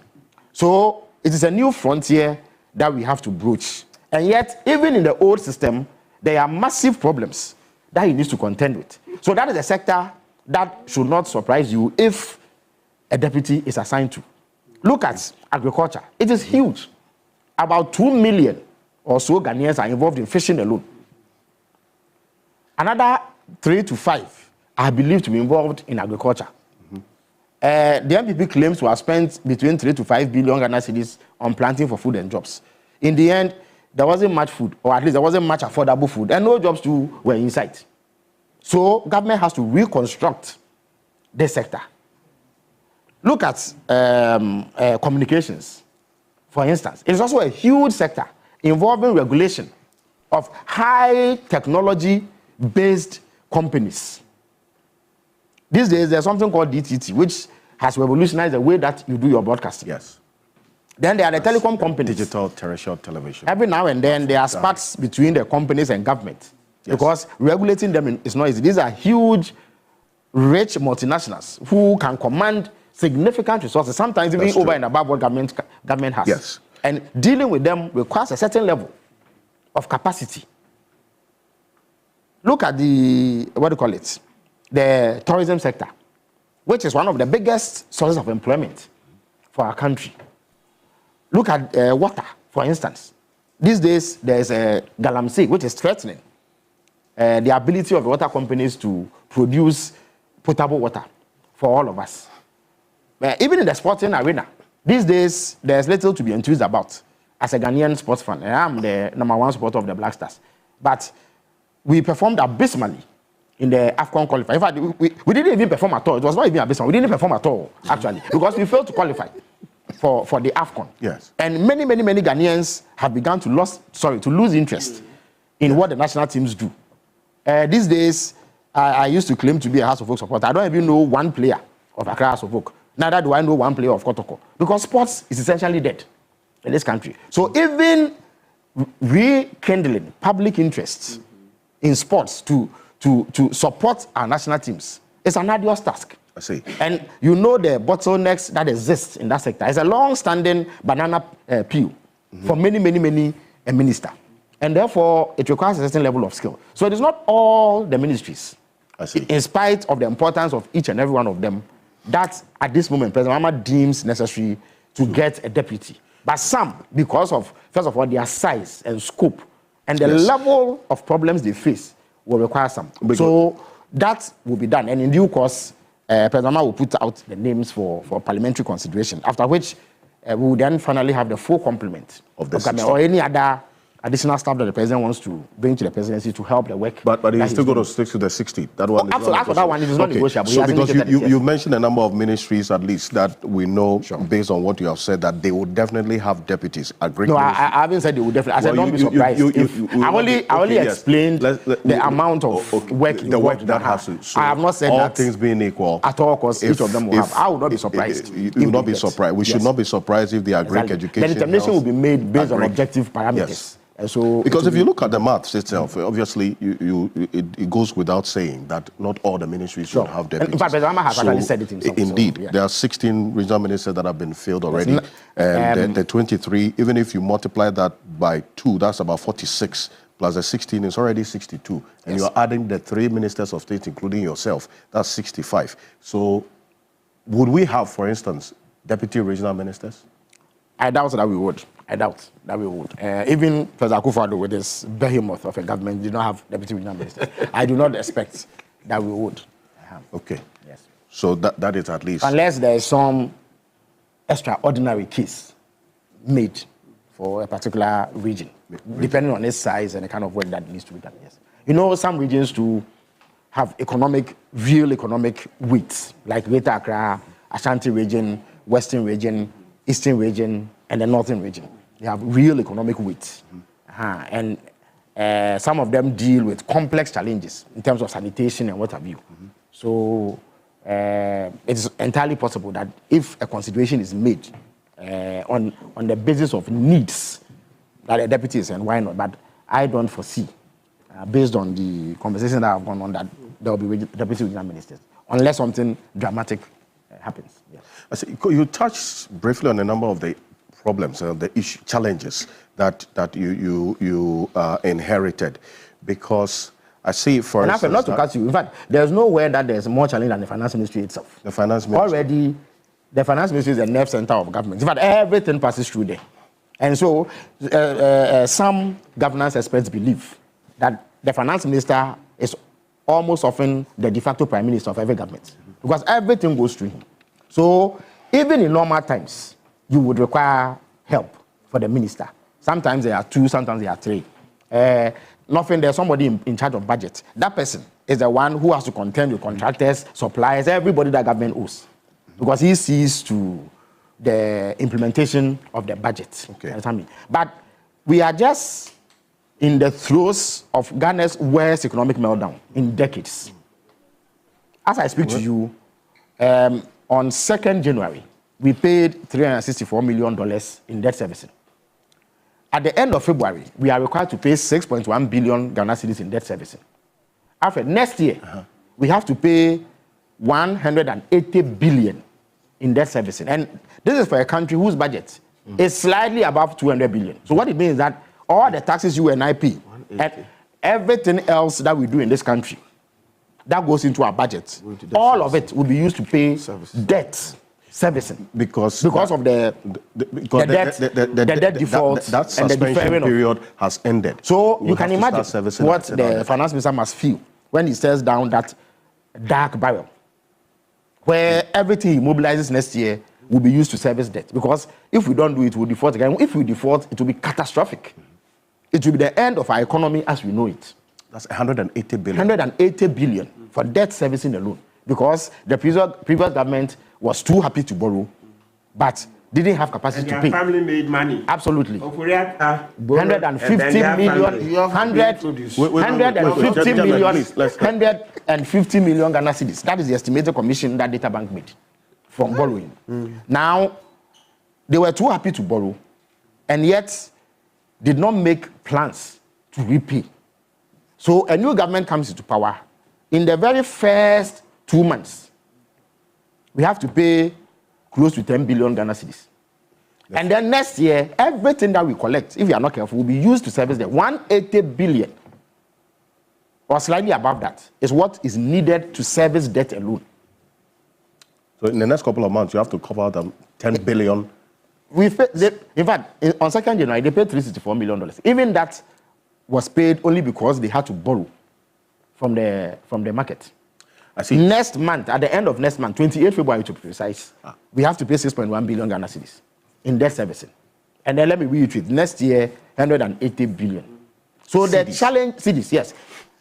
Well, our economy is not up to $180 billion, so it can only be cedis. So the challenges in the economy alone requires additional hands for the minister, because no one individual can surmount this sort of difficulty. So possibly 2 deputies there. In fact, it will be justified, to be honest with you. But of course, all of it will still fit into the 60. As for the 60, no earthly force can compel President Mahama to go beyond it. So I have heard the minority leader, for instance, say that he should apologize and do more. Yes. Which is a hack back to what President Kufuor did. After he had castigated President Rawlings, he only came to power, did more. Yeah. But at least he had the grace to apologize. He was not like President Kufuor, who sought to justify what had happened. But President Mahama is committed. President Mahama, he was in a hurry to nowhere. In the end, he hurried us into retrogression. But the point is that President Mahama is committed to the 60. So even if one ministry gets more than one deputy, it will still fit. But that appointment will be absolutely justified, because, and I've broached the issue of the problems, just to let you know. Indeed, in due course, all the ministers, and I will be actively involved in that, in all the sectors, will open up their books to the public. Yes, we do not intend to make one excuse. Indeed, we knew the magnitude of the problem, or at least we thought we knew based on information available. And yet we took on the task of running government. So we will do what is necessary. But it is the people of Ghana who have employed us, basically. They are our bosses, and we recognize that. We need to let them know the country that we are taking over. Yes. But I must stress that we did not start with telling them what the problem was. We started with fixing the problems, like the energy problem, the feeding shortages, the challenges in secondary schools, and what have you. We are actually doing that. In fact, the feeding problem has been resolved, at least for the next month or two. On that particular point, you see, the charge was clear, even before the end of the year, that GES should consider postponing the reopening date. GES insisted, and they had the schools reopened. The schools reopened, and the reality hit. Just like they did with the fuel situation, the power situation, where they refused to purchase adequate supplies of fuel for us to mitigate the problems that we're going to because of the West African gas pipeline closure. They did the same. You clearly did not have food. The logical thing to do is to give yourself time, buy some space. So a week or two, or even say a month's postponement would have boded well, giving you sufficient space to mobilize, to find some food for them. But again, on the very second day of this government, the chief of staff had to, summon a meeting of key stakeholders to find a solution. And a solution was found. And you see, again, it speaks about efficiency. On the first day, when we met the energy sector players, they were told, the meeting started at 10 a.m. They were told that by 4 p.m. that day, they must bring government a proposal to address the difficulty. And indeed, by 4 p.m., they had brought us the proposal. It means that there is quality human resource in the ministries, departments, and agencies. It's about giving them the right kind of motivation and unleashing their potential. I sat in that meeting. I see. And I have some energy background, so I understood the issues. But I was amazed about the quality of discussion and how quickly they were able to cobble up a plan together to ensure that, and indeed, it is that plan that we've been implementing. And that's why, as I speak to you, by the technocrats. Technocrats, with supervision from the energy minister designated, the finance minister designated, and myself to oversee communication around the matter. And it is that plan that they brought us that is helping resolve the problem. As I speak to you, parcels of fuel have landed, they've been discharged, more is on its way. So the immediate threat that we face has been averted. Unless something catastrophic happens further down the line, we've averted that. But the point that I was making is that there's a need for the people of Ghana to be told this. Yes, because they will be told. In fact, President Mahama charged the first batch of ministers who were sworn in to make arrangements to ensure that the story is told. The point is not to demonize anybody, as the MPP did in 2001. You know, they used to see up a paper just to show that things were so bad. They did the same to us when we came into So power. this is just beyond the politics of it. You want to tell us, There because must at some be point we were transparency. told how the meat has been eaten to the You see, bone. Alfred, I encourage you and other media organizations and analysts like Professor Jampo and Martin to carry out intense scrutiny of this government. Don't wait for us to leave power before you come and open up the books. Open it whilst we are there. We are a bit more tolerant, as you know. We are not going to fabricate falsehoods to smear you or unleash national security goons to silence you simply because you said something that is unpleasant. And in fact, free speech is guaranteed. It is not government that confers the right to free speech on anybody. It is an inalienable right. Good. What that means is that the moment you are born Ghanaian, by virtue of the fact that there's a document we call a constitution, you are free to criticize me, the Minister for Government Communication, dismiss my work, indicate that I'm a waste of time, I'm a drain on the public purse, and that my output is not satisfactory. You should be able to say that and go and sleep easy and wake up the following day and eat cocoa or drink tea and have peace of mind. You should be able to say that you don't like the color of President Mahama's dress, or that a minister's wig is not properly put on, and still sleep easy. Indeed, if the writers of the Constitution anticipated that speech would only be pleasant, there will be no need to guarantee the right. Because if I'm only going to praise Martin, why would you need to do a law, pass a law that stops him from seeking retribution against me because I have criticized it? The framers of the Constitution anticipated that speech will be unpleasant, and that often those who have power want to suppress speech so that their misdeeds are hidden from the public. Justice Louis Brandes, an eminent jurist of the past in the United States, said that sunlight is the best disinfectant. Yes. So the thing that keeps governments on its toes the most is constant public scrutiny. The fact that I know that Martin will be up in arms against this government if we do not do ABCD is the very thing that will compel us to do the right things all the time, because we don't want him to be on our case. So President Mahama encourages, all of us encourage, indeed, no public official should ever have the right to put themselves above criticism. That's why I have gone public to express my opposition to even the contempt powers of court. I don't think that a Supreme Court judge, an MP, a minister, or even the president should be above criticism. There should be no punishment for saying things that the president doesn't like, or that the chief justice doesn't like, or the speaker of parliament doesn't like.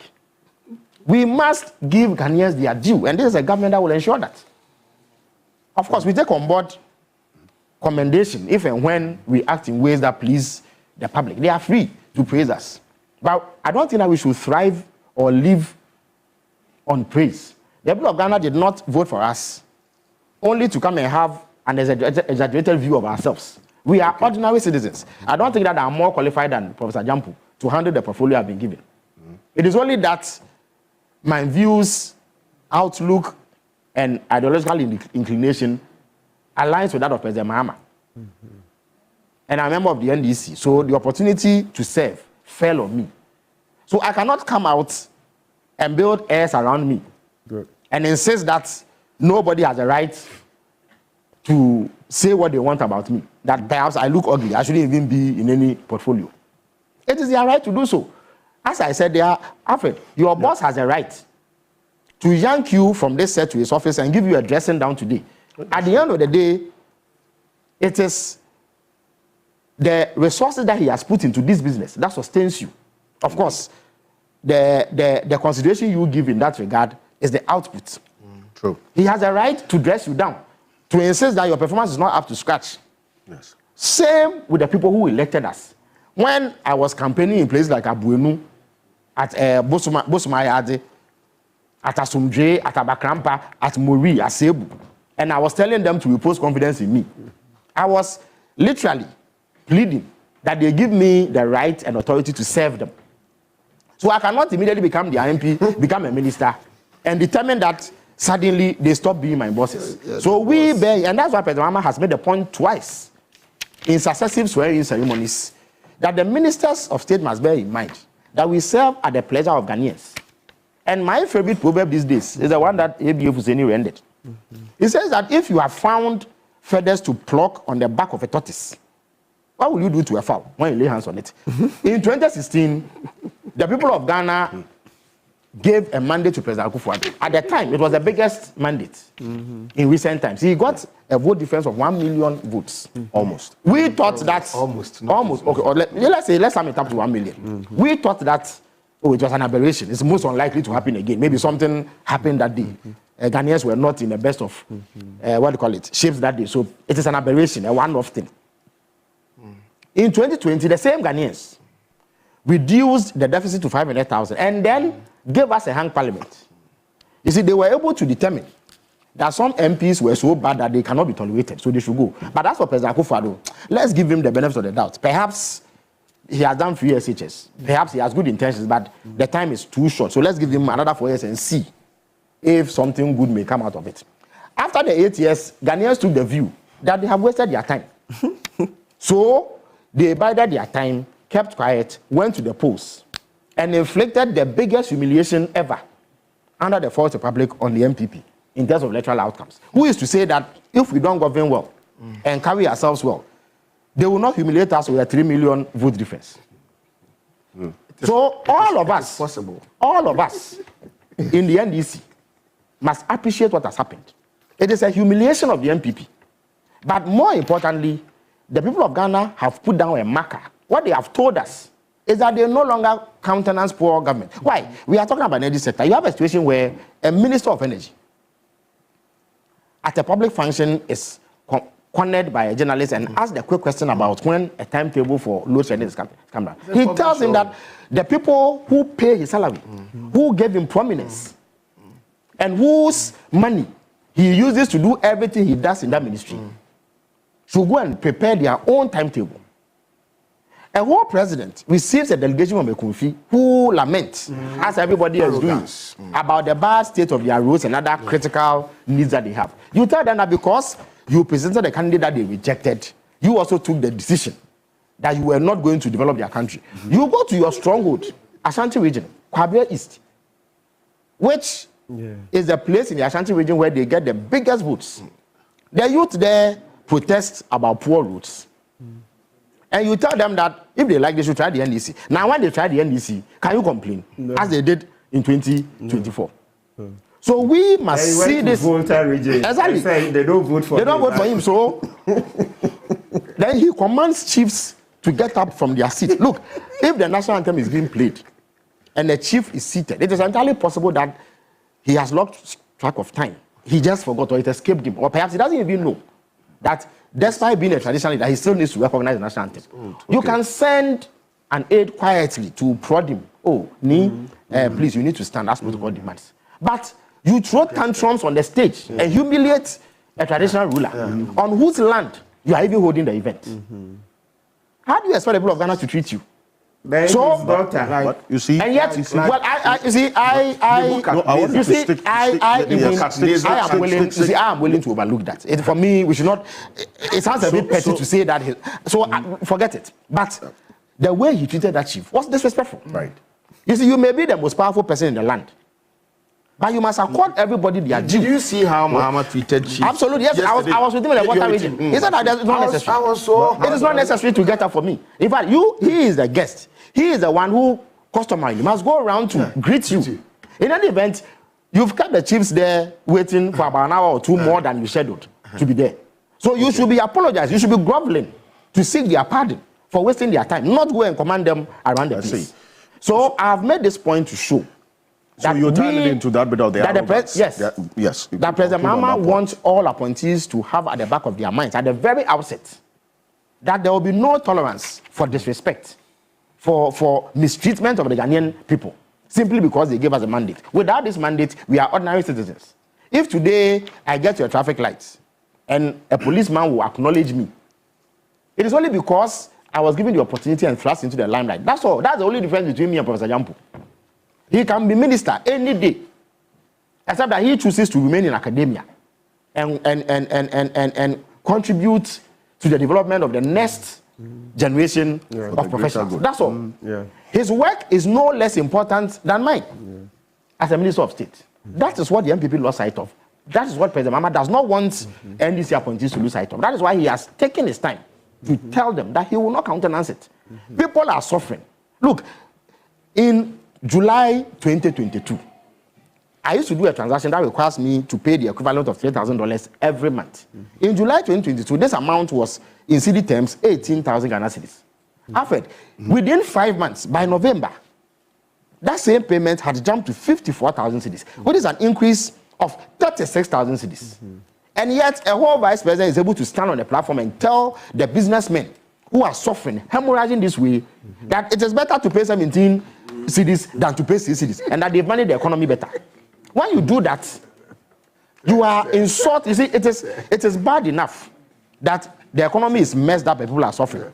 But to deny it and create the impression that the people you are addressing are dullards only because you are vice president, and go ahead and say that an economy that cannot pay its debts, that has told 1.3 million people that they should go hang because 240 billion Ghana cedis meant for payment of their interest and principals cannot be found. Look, Alfred, you played the video of Mr. Ajekumado of blessed memory. Yes. Kama. Yes. Oh. When we were growing up, Kama was one of the foremost industrialists. This is a wealthy man. He is not just a, he is a wealthy man.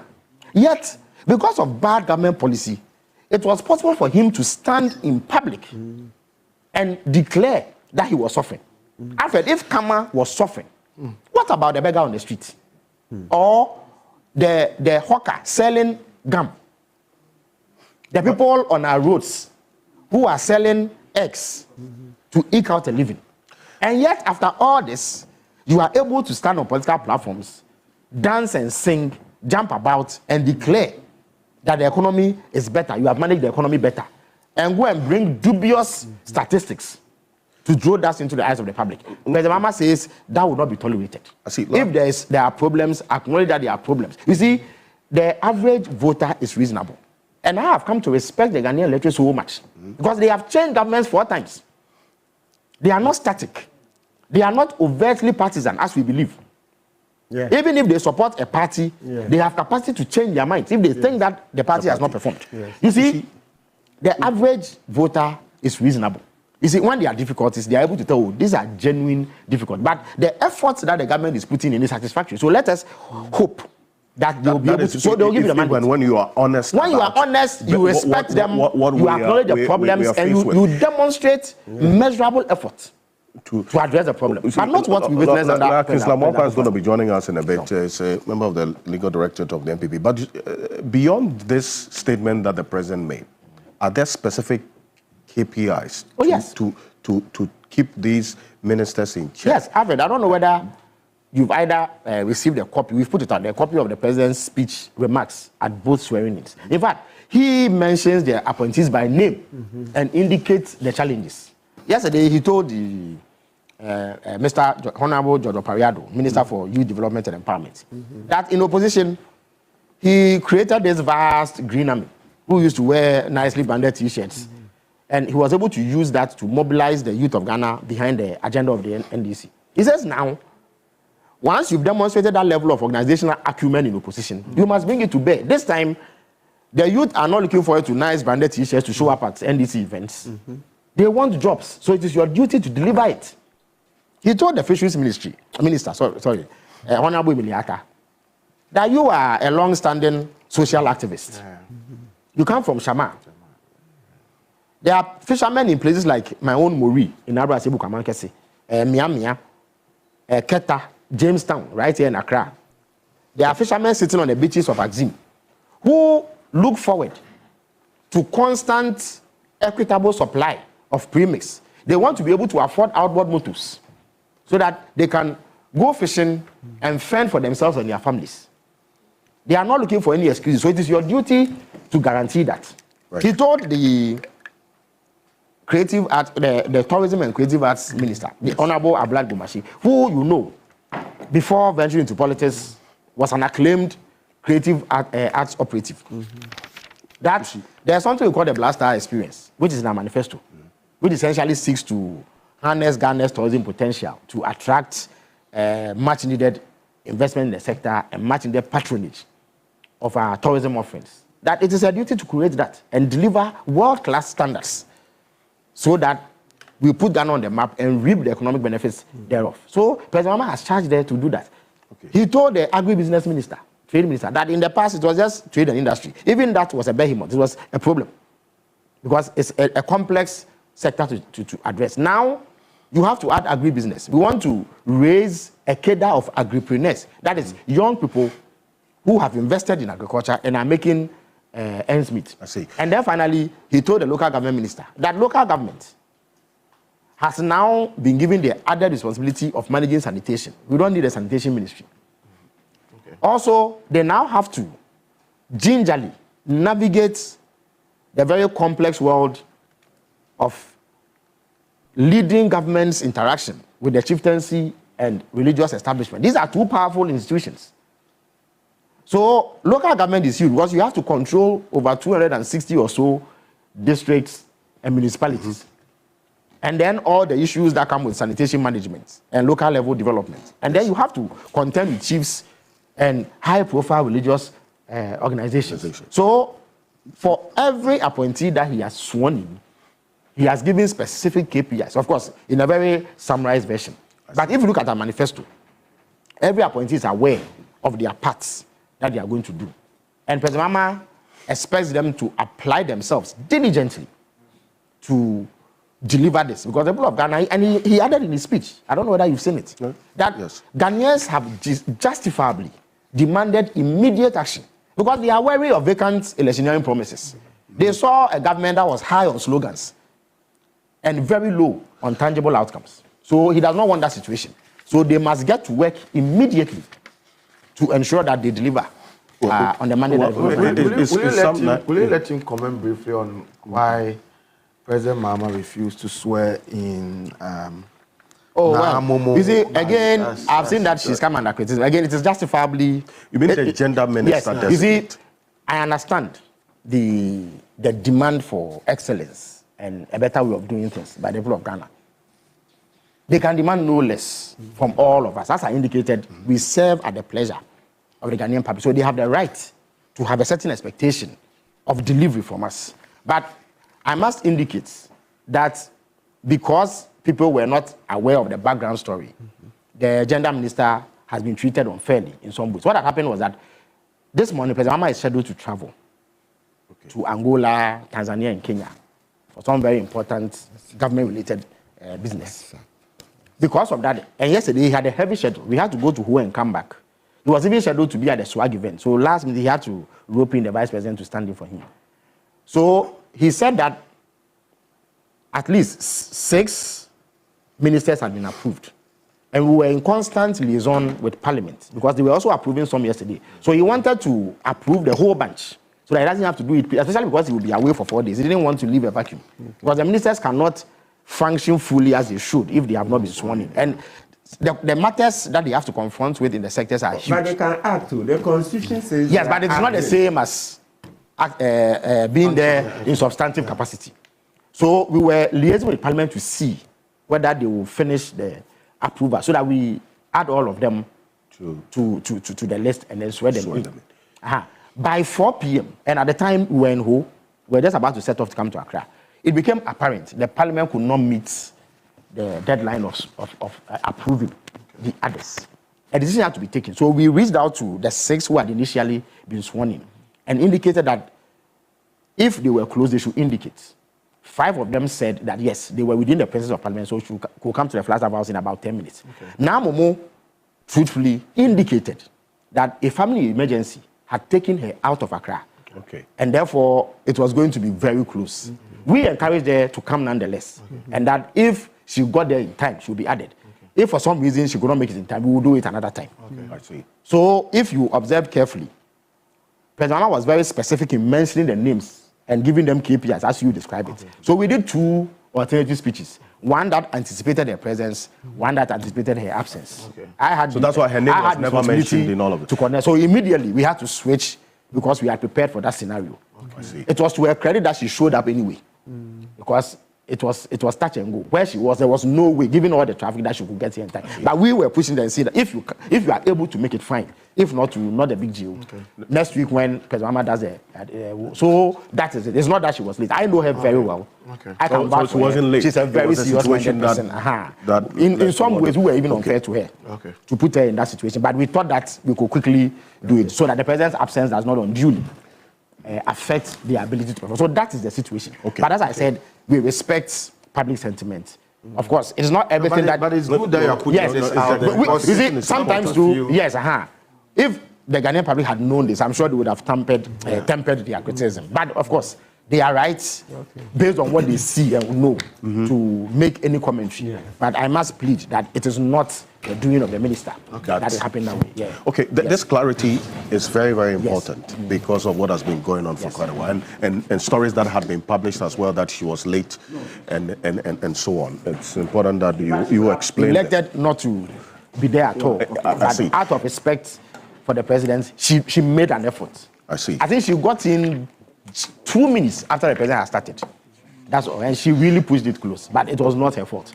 Right. Yes. It's some 5 minutes of the hour, 9 o'clock. And I must indicate. No, I said it way ahead of time. Yes. That so I have we're going to only 5 minutes some more. time with us. I would have loved to maybe a little beyond that. But the president. Just 5 minutes. I beg you. That's what I want. I can't go beyond.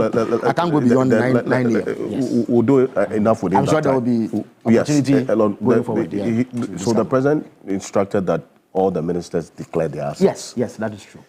Or begin the process of declaring their assets. I think the Constitution gives 6 months. You are the lawyer. Says immediately. Immediately, okay, yes. By the Act 5. You lawyers say that where there's a conflict, the Constitution is superior. But the main concern is the current state, and this is why I bring Council Lawyer Martin Pebo, because we've both been passionate about this particular subject. Yes. The main concern is about the current state of the law itself and as to whether it is fit for purpose in the fight against corruption in the public sector. Because of my time, let me just take this. Well, I think that, of course, we can have an argument about the current arrangement. Essentially, it's become like a mere formality. You put it in there, nothing happens, and then you go away. So, yes, a strong case has been made for some reform. And indeed, President Mahama lends himself to that thinking. But, of course, that is a process. But until that is done, we work with what we have. So he has said that in compliance with the Constitution dictates, do it immediately. And that he has actually asked the Chief of Staff to give a deadline by which, if you don't do it, as the accounts will say, wow, JJJ, and you'll be the Kumenshi. I see.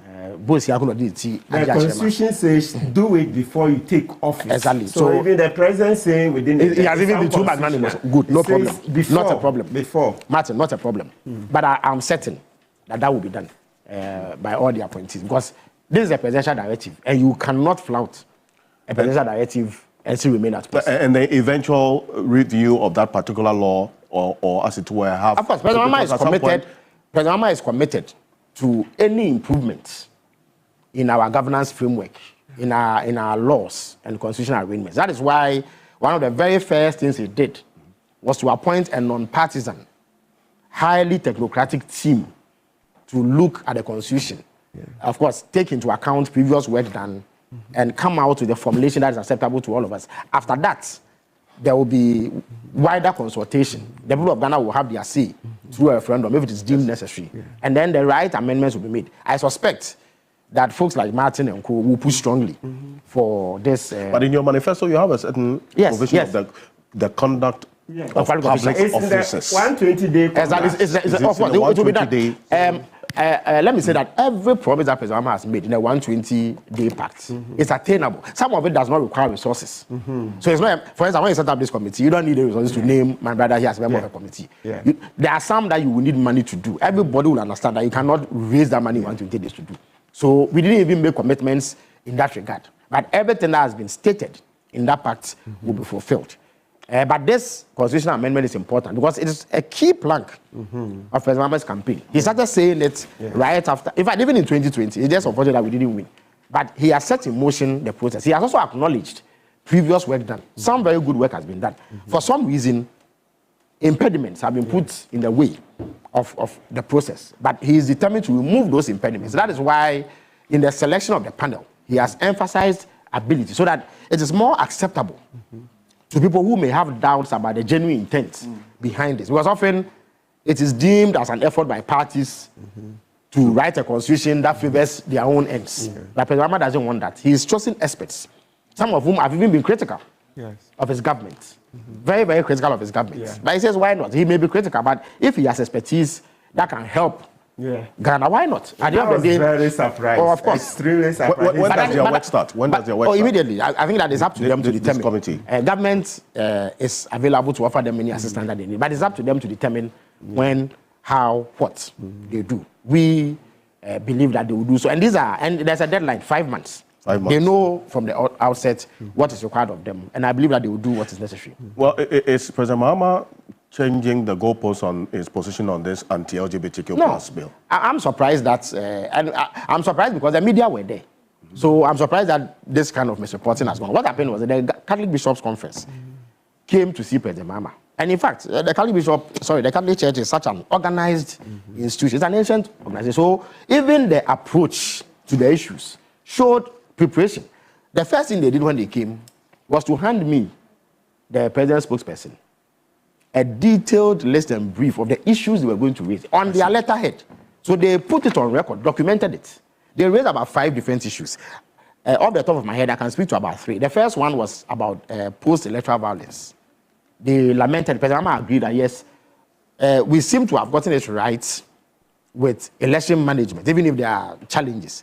At the very least, we do peaceful transfers of power every now and then. We've never really had a challenge in terms of a government refusing to hand over or something like that. But there appears to be a gap in the way that we manage the post-election. Right after elections, it looks like the government structure collapses. And it creates room for all manner of miscreants to move around to do as they please, even at no instigation. So we must tighten that. The Catholic Bishops raised it. President Mahama agreed that yes, it has to be done. Then they raised the issue of the scrapping of the teaching of religious or moral education. And then they moved on to the LGBTQ issue. They wanted to know President Mahama's position on it. These were President Mahama's exact comments.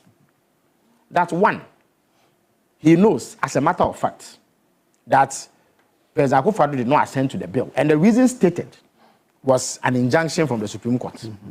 Because of that, the bill has elapsed. And the law, and Martin is a lawyer, if I'm not that hurdle was clear before the election, is that once the bill elapses, it's as if there's no bill. So the process has to start again. But the previous bill was a private member's bill. But this time, he thinks it should go as a government-sponsored bill. How can a man who is running away from LGBTQ say that it should be a government-sponsored bill? So he assured that that will be done in due course once the Parliament, the 9th Parliament, sets in motion the processes to do so. And then he agreed with the Catholic Bishops' Conference on their lamentation about the non-teaching of RME. He said that he believes that religious and moral education also encompass aspects of our culture that were beneficial to proper upbringing of children. And that if RME was still being taught, the right values to be inculcated in children at a very tender age, and therefore it will not even be necessary to pass laws to regulate conduct once children are brought up. That is what he said. This then is taken out of context and presented as though the president has changed his mind. No, President Mahama, he has stated his position on many occasions that this phenomenon of LGBTQ, or whatever acronym is used, is alien to Ghanaian culture.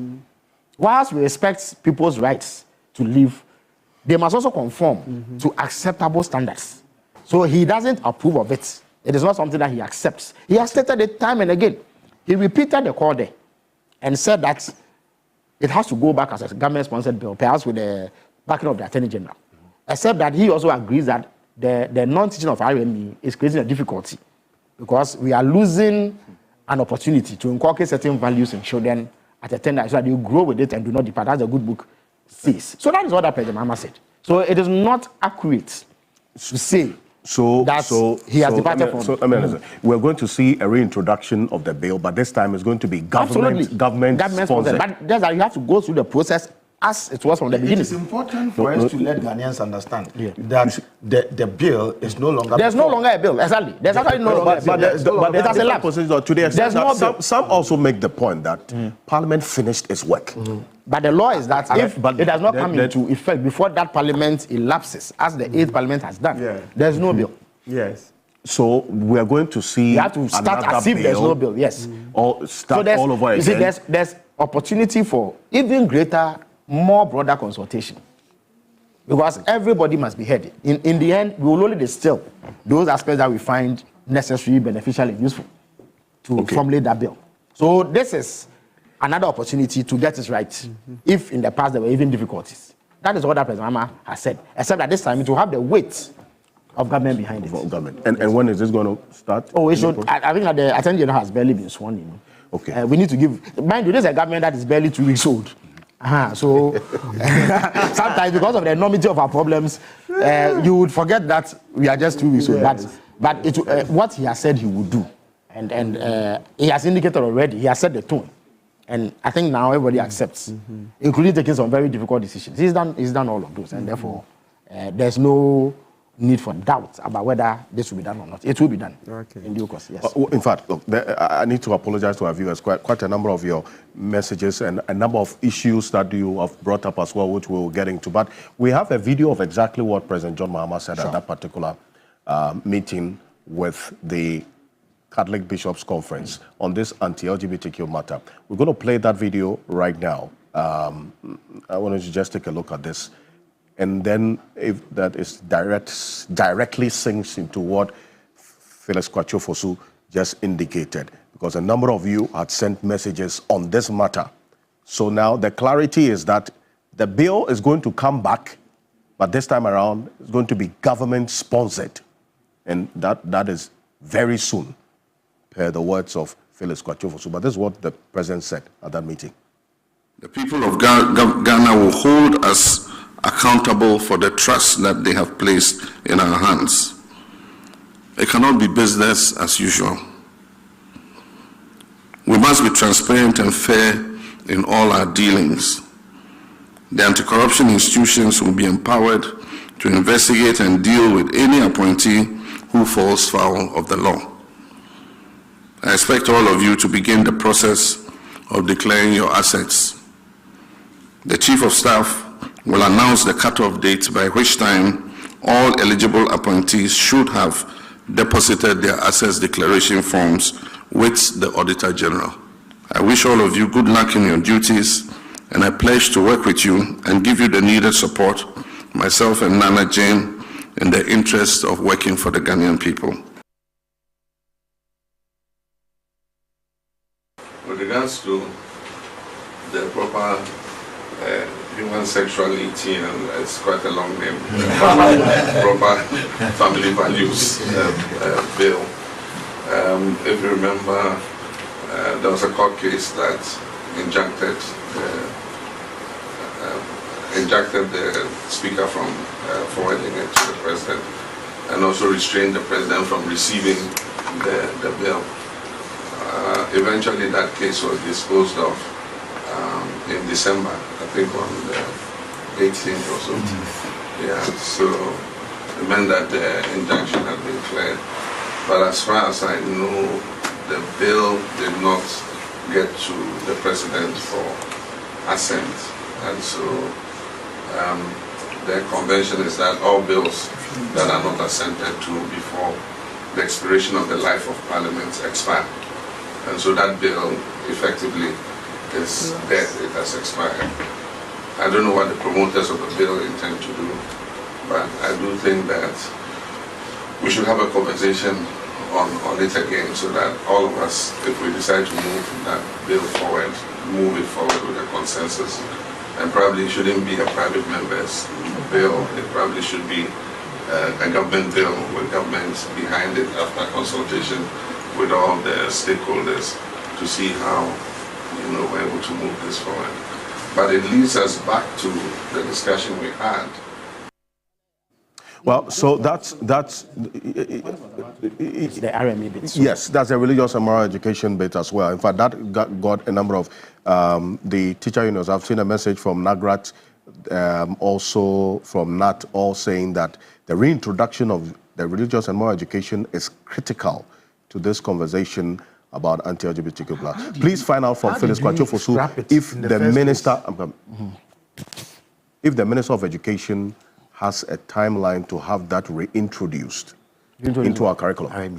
No, that has not been discussed, but I suspect that it is something that will be discussed. But again, these things cannot be done whimsically. Yes. You need to consult. Perfect. Because you see, those who did it too may have a reason why they did so. Yes. They may, for all you know, have integrated it into other subjects. Perhaps what people want to see is a renewed focus as a standalone subject. Okay. When we were in school, we used to teach that. Not everybody was enthused by it. Some thought it was boring. Others thought that you can better achieve that through the Sunday schools and whatever. So all manner of worldviews exist. So let's listen to everybody. But what is clear is that there is a genuine worry and concern about the lack of focus on inculcating certain values in young people. Okay. How we address it is what remains to be discussed. Okay. Now, it says, please clarify this. Sure. Presidential staffers, are they part of the political appointees that will not be retained in the various agencies? No, there are no presidential staffers in agencies. Presidential staffers are exactly what they are. Staffers at the presidency. Of course, in grading, in terms of determining their conditions of service, all of that is for them. Unfortunately, the term was abused by MPP folks. Any and everybody who worked in the presidency called himself a staffer. You see, what happens is that exactly presidential staffers in terms of ranking are considered to be equivalent to deputy ministers. Okay. And then there are presidential aides. So, for instance, let's say Madame Dresbauer, she's a presidential advisor. You can call her a presidential staff, but she's a presidential advisor. She may have 1 or 2 aides who help her with her work. Those 2 aides are not presidential staffers. Okay. They are what? They are just aides to the advisor. Paid by who? Oh, but of course, they are paid by the state. It's just like a minister having an aide. For instance, there's a Mr. Gusitano. He's in charge of the creating the 24-hour economy. He cannot work alone. He needs a secretary. He needs 1 or 2 people to work with. But you don't add those numbers? They are not. No, they are all added. If they are political appointees, unless they are people from the civil service. But if they are appointed politically, they will be added to the list. That list that is sent to Parliament every year will capture them. But they are not staffers. Okay. They are and in fact, if you look at the list that the MP used to present, they used to call people technical officer, technical this, technical media liaison. That is what they are. But a certain impression was created that merely because you go in and out of your flat bus every day, you are a staffer. No. It is a term of art. Mind you, in the past, people like Nathan Kwao were presidential staffers. And Nathan Kwao was a long-standing architect of Ghana's modern civil service. And yet he was a presidential staffer. But the term has come to be abused lately. That everybody is calling himself that when they are not that. So what ranking do they have? Are they also in the no, ranking they are not. They are not. They are not. Conditions of service? No, they are not. They don't get the V8. No, they are not. Are angry about the They are V8. not supposed to get V8. No. They are and not. the other picks? No. Okay. Matthew, you have not been introduced. But you know, no, I have. But the conversation has been joined. I have not. I have. He has not greeted anybody. No, he will do his proper greeting. Okay. No, but that is after Mr. Phillips. But he has to. But you were berating the gender minister for being late when she was not. Now you are making me late for my next, what do you call it? Oh, I am so sorry. No, you please. Well, thank you very much. But I think I know you had a very limited time. That's a very quick one. Publish their declaration. Yes, that would be done. Before you leave, just 1 or 2 things. Quick one. I haven't seen you since you won. Congratulations. Okay, thank you very much, my brother. Good job done. I drove to Asin Fosu to do a case. You passed through. And I passed through Yamranza and I saw your billboards. Be careful of this particular congratulatory. No, it's one young man. He's coming again. Don't mind. It's one minute. It's 1 minute. Emphasis on the young man. And good job done. I encountered a few people who told me some of the things you did. Your competitor is my colleague, is my mate at KNUST. Oh, okay. At KNUST. No, not Nama. That's MPP candidate. Yes, my mate at KNUST. And I think some of the things you have said, you have the, let me use your own word, penchant. You have the penchant of immediately referring to the previous government did this, and I think you are benchmarking it against that. No, I've not done so. But that's what you see. You find yourself. I've heard you. I was standing there laughing a lot. These are statements of because facts. every single thing you reference. So what is the exact problem? I think, and in a way, you rope in the expectations of Ghanaians as well. Yes. I think that should rather be your focus because absolutely, that is what it is. The previous government, they've lost. It's a historical loss. There's no argument about that. So look at the future, look at what the people expect, and there's a lot of expectations. I mean, the Muhammad that was sworn in 13, I think it was. Well, yes, 2013. 13. No, 2012 after No, I'm talking about the swearing in after winning an election. Yes. So Muhammad that was sworn in 2013 is not the same Muhammad. Yes. That's been, so you can tell. You can tell that he appreciates the weight of expectations and all that. And so there's a lot we all expect from you. Yes, of course. And today, but the NPP too is allowed to reform. I suspect that he's one of the reformists in the party. He's one of the reformists. Unfortunately, I have to leave now. And I expect you guys, I'm looking forward to you guys doing better. Absolutely. We intend to. And we wish you very well. Thank you very much. All right. But from maybe a 6 months to 9 months coming, you get a lot of heat from us. Now we have to give you the space to operate. So today, I came in peace. All right. Thank you very much for your Lawyer Kingsley Amwakwa is a member of the legal directorate of the New Patriotic Party here with us. Phyllis Kwachofosu is going to leave us, but there's a question: is the President Mahama administration committed to the publication and verification of the assets of the ministers so declared? Quick answer. Quick. Yes. There's a reason why the president said so publicly. He has said that the chief of staff will be coming after people. Okay. And as I said, right, if you don't comply, and you'll be in the right, as the accounts would render it. So it will be done. Yeah. Yes. Thank you. And also quick correction that so for those ministers who are yet to come, they should declare before they are sworn in, because the Constitution says before you take office. Okay. And also, I mean, at least there is some number of days before they are swearing in. And the Constitution says that in J.H. Mensah versus Attorney General, the Supreme Court said that the nominees can act as ministers for a reasonable time. Please, let's emphasize this. So when you say minister designate, I'm like, the Supreme Court says they can act. Acting minister, simple. It's not just designate. So if you are acting, then we can take time, go and fill your asset declaration forms, etc., and then come and be sworn in. Right. Okay. Perfect.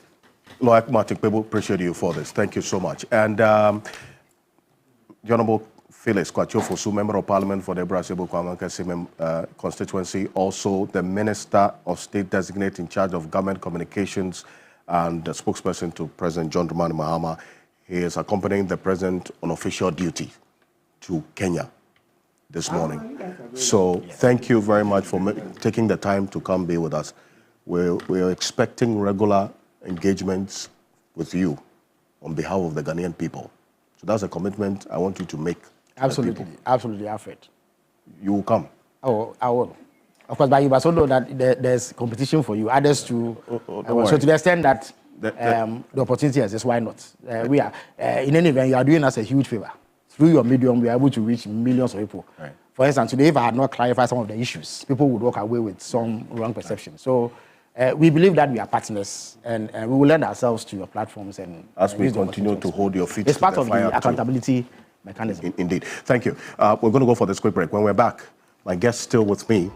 The Honorable Phyllis Kwachofosu will leave us, but Lawyer Kingsley Amwakwa is still with us. Lawyer Martin Kpebo is here. Professor Ransford Jampo and Shamima Muslim is also going to be joining us, also now appointed as presidential staffer with specific detail, deputy spokesperson for she's not she's a deputy spokesperson. Phyllis Kwachofosu.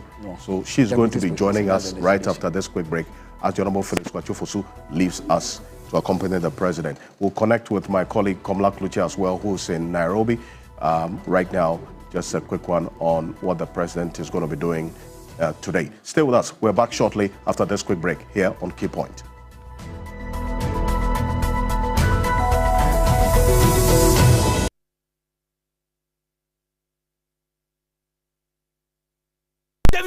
Zoom right here in my house. Hey!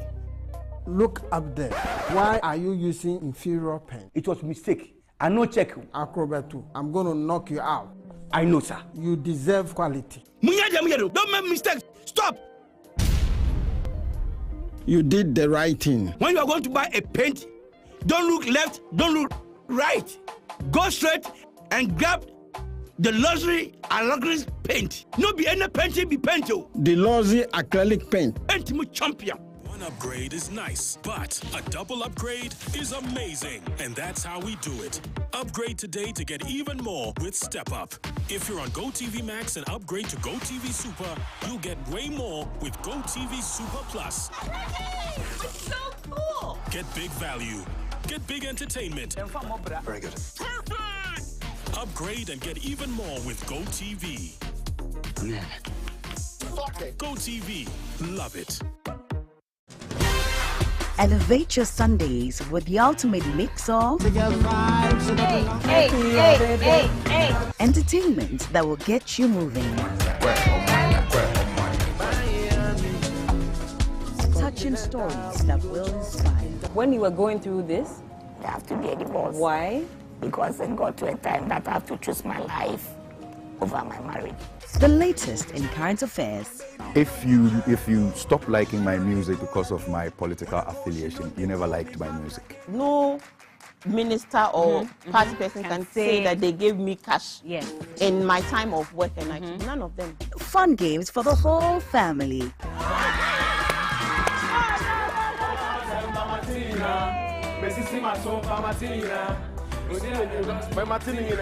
The Day Show, Sundays at 3 p.m. on TV3. Brought to you by Cowbell Coffee, Onga. When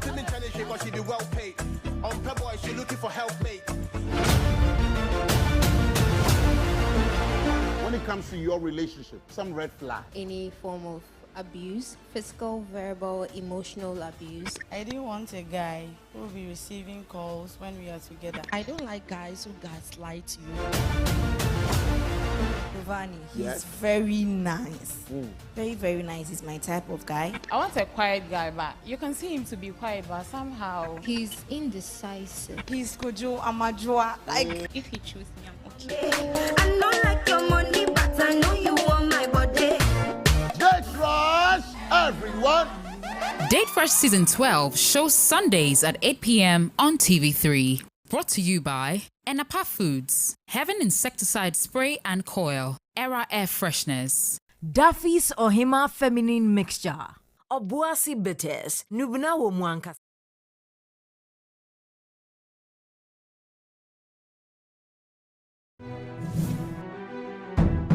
The wait is over. Season 2 of Top in 10 is here, and the journey to find the next big star is already heating up. We called out to fresh graduates from top schools across the nation, and they answered in drafts. This week, the competition kicks off with an intense aptitude test to challenge their mental sharpness, followed by face-to-face screenings with our esteemed faculty. Who will make it to the final 12? The road to greatness begins now. Catch the thrilling first episode of Top Intern TV3. Top Intern Season 2, premiering Sunday, 2nd February at 3 p.m. on TV3. Is distant in terms of being romantic and being affectionate towards me. I found a friend at the office. Before she knew, her bra was off, and then her drawers, and the rest is the confession. The key to having a great relationship or marriage does not lie necessarily in the discussions that happen before the marriage. It's about two things: consensus and compromise. Oh yeah, Jumana, oh Jenny, would you unexpectedly but you must make an intentional decision that you create fun in your home. Because toxicity destroys children. Confessions shows this Saturday at 10 p.m. only on TV3.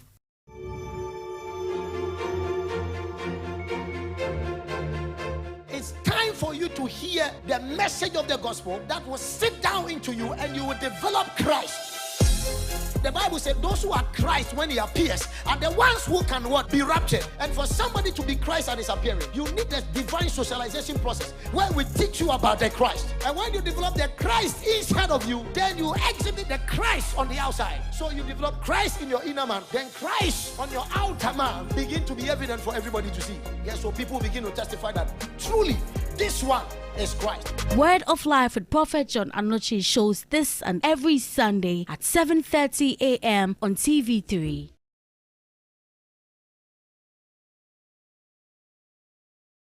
This Sunday on Hot Issues. Charles has himself to blame. Why were you so quiet? It's not true. Charles has never been quiet. The main problem is just because the free senior high school policy didn't have a dedicated source of funding. What is the quality of food like? It's generally not up to our expectation. Why were some of the head teachers charging fees of students? I mean, I'm not aware of that.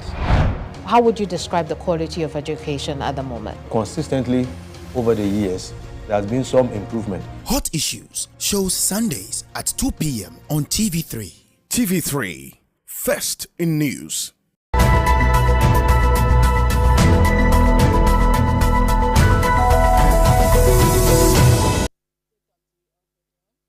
Welcome back to Key Point on TV3. We're live on 3FM 92.7, also on TV3 Ghana on Facebook, DSTV channel 279, all across the world on 3news.com.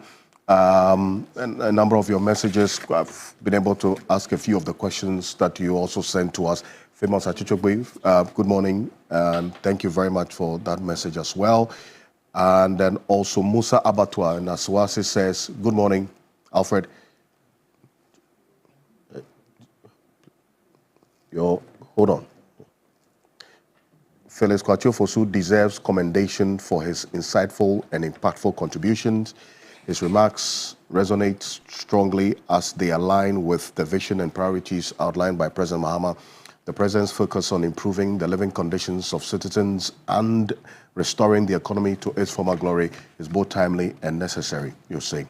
Thank you very much. This one here says that I still need to get an understanding of why the religious and moral education was taken out of the curriculum. It certainly, you say, does not make sense to me at any point, you say. Dinko Evans in Garu says, good morning. I am happy to hear Comrade Felix talk about coming out to tell Ghanaians the mess President Nana Addo Bawumia government cost us. I recommend that when the time comes to tell that story, please invite the following identifiable groups to that event as well. You list a number of them. UTAG is part of them, TUC, NUCS, CHAS, and so on. And you add AGLO as well.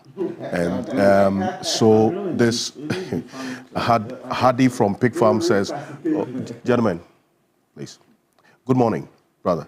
Honestly, NPP is gone. No, okay. This I cannot read. Please.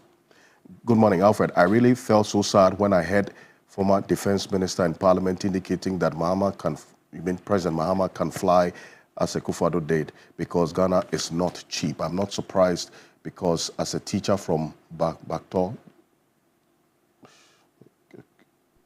I don't get that bit. Okay. My observation is that, oh, thank you. So with all what, for this question, this one here from Eric says, good morning. Thank you very much for the conversation this morning.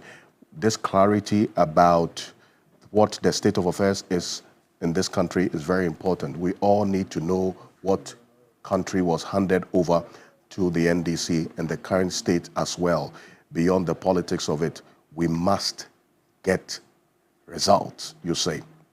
This one here says, I wanted to find out, this from Julius, says, I wanted to find out when this process of letting us all know beyond the politics what the state of the country is will start. Well, I asked that question on your behalf. He says the ministers are just taking office. Very soon they'll open their books and they will start the process of letting us know the real state of the nation as the NDC took office of it. Well, Daniel Yaodemelovo also indicated earlier, says that, in my view, the ministers who was sworn in should have declared their assets even before the swearing in. And I'm hoping that the president will ensure that this is done with the next batch of ministers.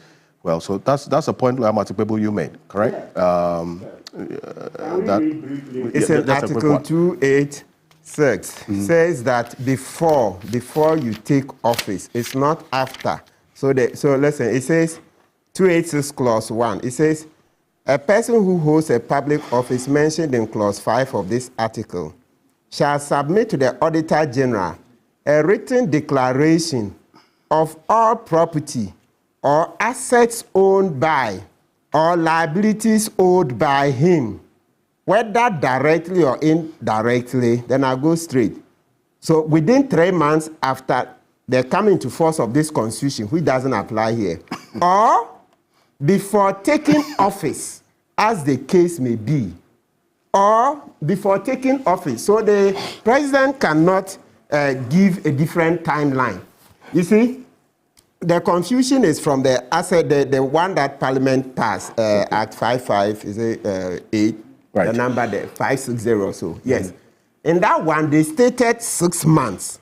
And we are saying that even Article 1 of the Constitution says that the Constitution is the superior law.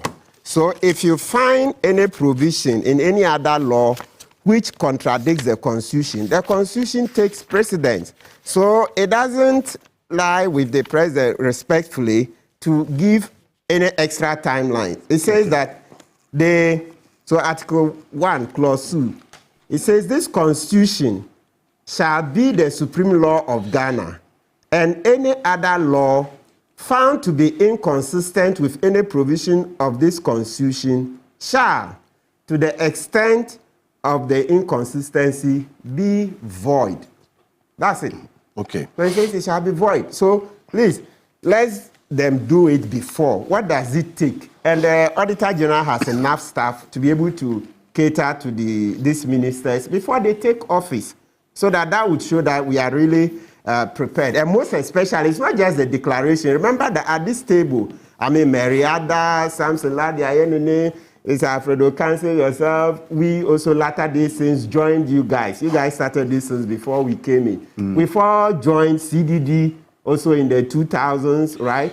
Everybody's saying that let's have publication of this declaration as we used to do in the PNDC era. That was the law. You know, I've come here with examples, okay, of asset declaration done by PV Obey, Totobi Kwachi, or Mary Grant, or these appointees in the past. So we just want to go back there because this current system is opaque. And we've shown how other countries, right? Right. Cape Verde, Mauritius, South Africa, etc., they do. Of course, the UK and US you would expect. So we want to have even a better system than them, because that's what Akufo-Addo promised last year, 2023, 2 years ago. And then he repeated it last year, but he never came around to deliver it. This was at the bar conference, eh? Yes, both bar conferences. And it's even the IMF, agreement. It's one of the conditionalities, and that's one of my problems with the IMF. Instead of them to have made that the first precondition, they've left it. Because, and you see why people say these Bretton Woods institutions, they are part of our problems. They are a great part of the problem. You know that, look, corruption is our biggest problem. When you are putting a conditionality, make it number one.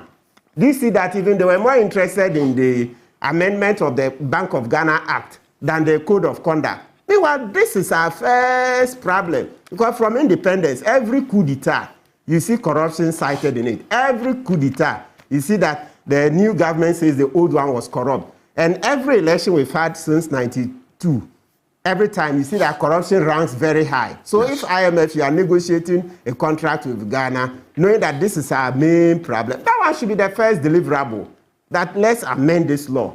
The IMF wasn't strong enough, or they deliberately chose not to do so, because we were on our knees. If you had made that the first precondition, the government would have had no alternative. But they made it weak. They didn't insist on it. And 2 years after the IMF agreement, we are still struggling. Right. Well, this is why Madam Shamima Muslim, the deputy presidential spokesperson for President John Dramani Mahama, is here with us in the studio. Shami, good morning. Good morning to you, Alfred. And a happy new year. Welcome. Thank you. It's my first time on the show, so I'm happy to be here. And a proper welcome indeed. Yes, this is actually her first time on the program. But you didn't welcome women voices on this your show when you started. But secret, I was to have been the first host of this show. Indeed. So you see how time flies and how things have just changed. But welcome. Thank you, and good morning to all your viewers as well. Perfect. We're going to have a response to what Olayamati Pebo has said. But let me do this quickly. Let's go to Nairobi now. My colleague Komla Kluche is our presidential affairs correspondent. He's in Nairobi. The president is yet to leave the jurisdiction, but the media is going ahead of him. Komla, thank you so much for connecting with us. Now, first off, just give us a sneak preview into the itinerary of the president in the next few hours ahead of us. Well, John Mahama is expected to join several African leaders on the continent as part of a high-level meeting where they are going to be discussing the reforms within the African Union organization.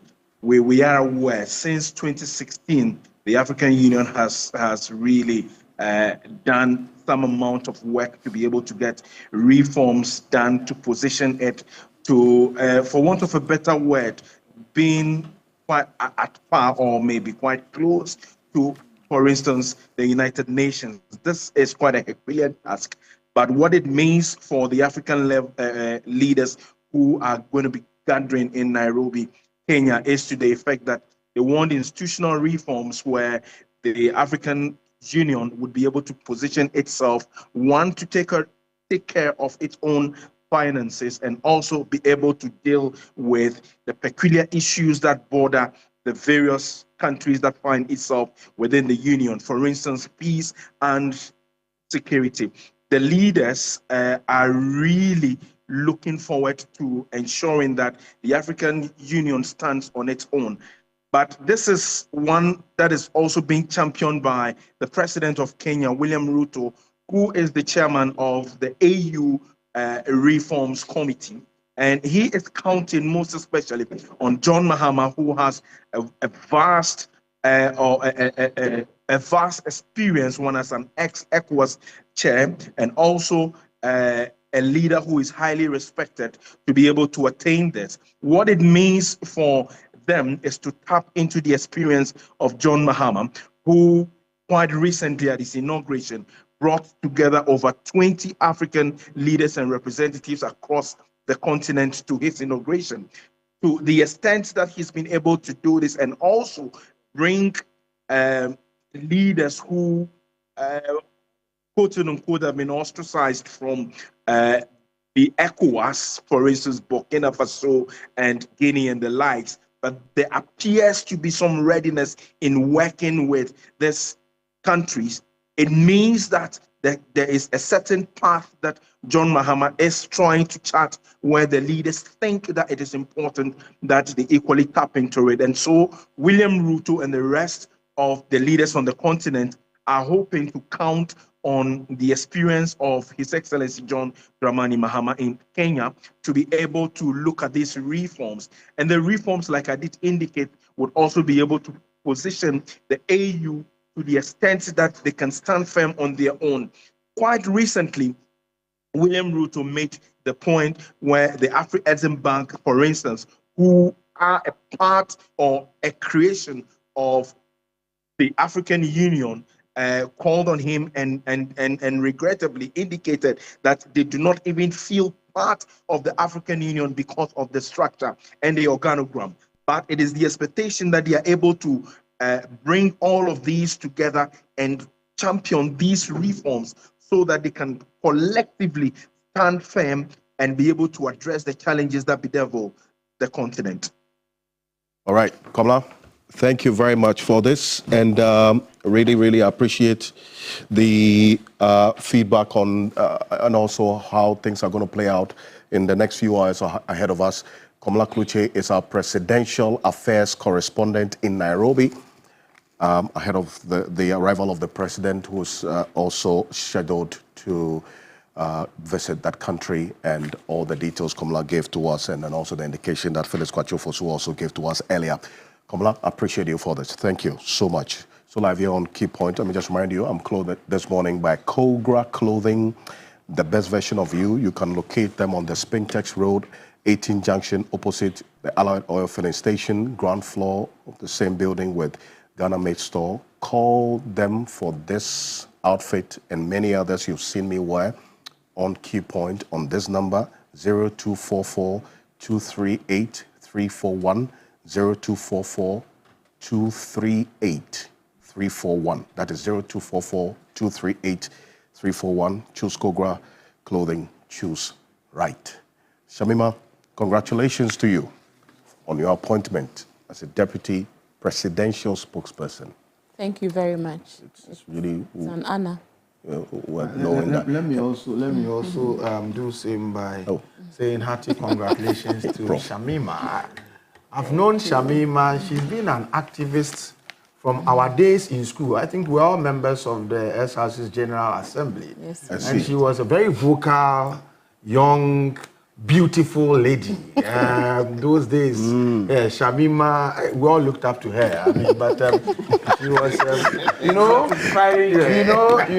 those days, she belonged to the top ladies. That you'll be eyeing for. But you know that you don't have what it takes to even talk to her. But so she's been an activist from those days up to now. So I'm excited she's joined government.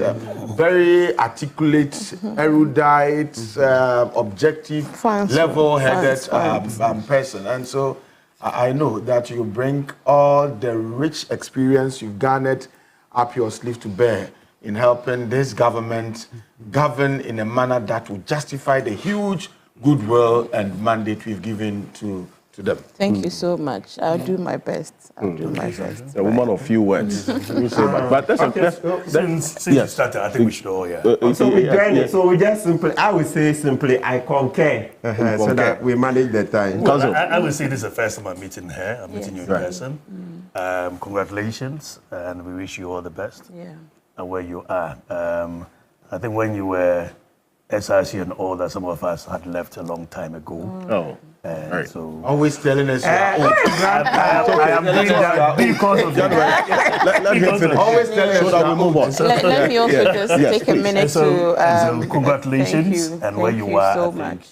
We wish you all the best. Thank you so very much. I mean, it's a very great honor done me, and I think that I'd like to just use a few moments to express my deep gratitude to God Almighty, because He is indeed the author of all of our lives, and I'm thankful for the grace and mercies He has had, and for this moment in my history. And of course, to His Excellency John Dramani Mahama for this appointment. It's a profound one, and from the depths of my heart, I express my deepest gratitude to him and his spouse, my dear mother, Lordina Mahama, for the love, support, the mentorship, and for this opportunity, to the rank and file of the party, for the confidence that was reposed in me in the lead up to the elections, and all the various opportunities that were granted to me to offer my service to the party, a party that I love, a party that I was born in, a party that I am deeply in tune with the ideology, and so I am very grateful. I am also most especially grateful to my husband, Alhaji Al-Hassan Gbangu, as he's popularly called, for the love, the support, the sacrifice, the encouragement. I think for us women in politics, especially married women in politics, if you do not have the support of your spouse, you're not going to go any far. And if I'm here and sitting here today in this position, I owe him a debt of gratitude. My big sister, Haja Limata, the entire family, children, my parents, for the sacrifices you have made, and for which I sit today as the beneficiary of that grace. Right. Sometimes it's not just by your might, but by the sacrifices that the people who love you have made in the past, that you happen to be in a position to enjoy them. So I thank you all very much, and thank you to my various communities, to the Zongo community, to the Northern community, to my colleague women. I know that we will do our best to represent as much as we can all these multiple communities. To my Wala people, Yabarka Yagaja, and your support to all of them. I say thank you. It's for the greater good. And thank you as well for coming. And this is going to be a regular feature of you. As my boss has already said, we will definitely be coming on. Yes. So that the next time you won't accuse me. Anyway, but there are a number of things that Matipebu raised. And just a quick response to it, because we'll move on to other issues. Professor Ransford Jampo said a couple of things on what Mr. Phyllis Kwachofosu also said as well. So just a quick one on what Phyllis, Lawyer Martin Pebu said about the asset declaration and what he expects of the president and the appointees, the next batch of ministers to do. Quickly. For me, right, I think that the Honorable Felix has spoken quite extensively on what the issues are, and over the years, I think that the challenges and the gaps that the legislation provides have been largely spoken about, the issues of the lack of transparency and what exactly is in the assets that have been declared, and what's the purpose of declaring asset that no one has the opportunity to verify and validate. So if you take a look at all of that, there is germane interest in reviewing that, asset declaration regime. The second issue that has come up is also an extension of who should the law cover. As it stands now, I think it covers just the appointee or the public officer in question, the spouse, the children, the relatives, which, as we know, are agents that often, also take upon the ownership of assets, on behalf of the particular public official. Right. So an expansion of that regime to include all those that are politically exposed to their appointees is also something we need to look at if we are proposing reforms of it. And so I would say that the committee that has been set up to look at the areas of the Constitution that require strengthening should also make very viable suggestions on how we strengthen our current asset declaration regime. But at the bottom line is just integrity in leadership. And I keep saying that one of the major things that differentiates the NDC from the New Patriotic Party, especially in this last election, was the character of the NPP regime. And so if we say we are different, we must be seen to be different.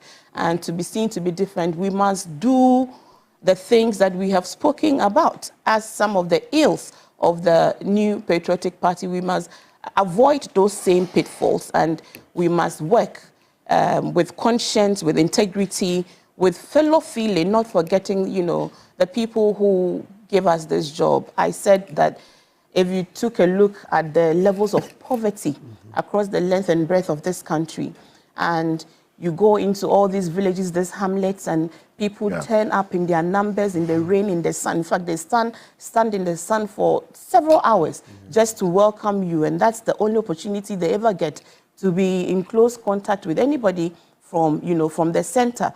I said they are the better humans because with so little, they give us so much.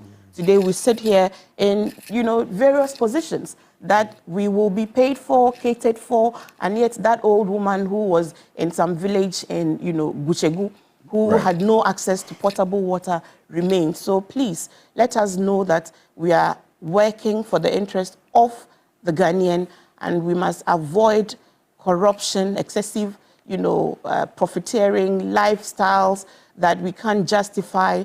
Let's remember our political ethos as, a social democratic government, and be truly egalitarian, where all of us matter, and we spread the opportunities and spread the resources as far and wide as we should, so that everybody would benefit from the government of His Excellency John Dramani Mahama. So I think that's what have you declared your assets, or you're in the process of doing that? I'm in the process of doing that as well. To declare I was just named. Yes.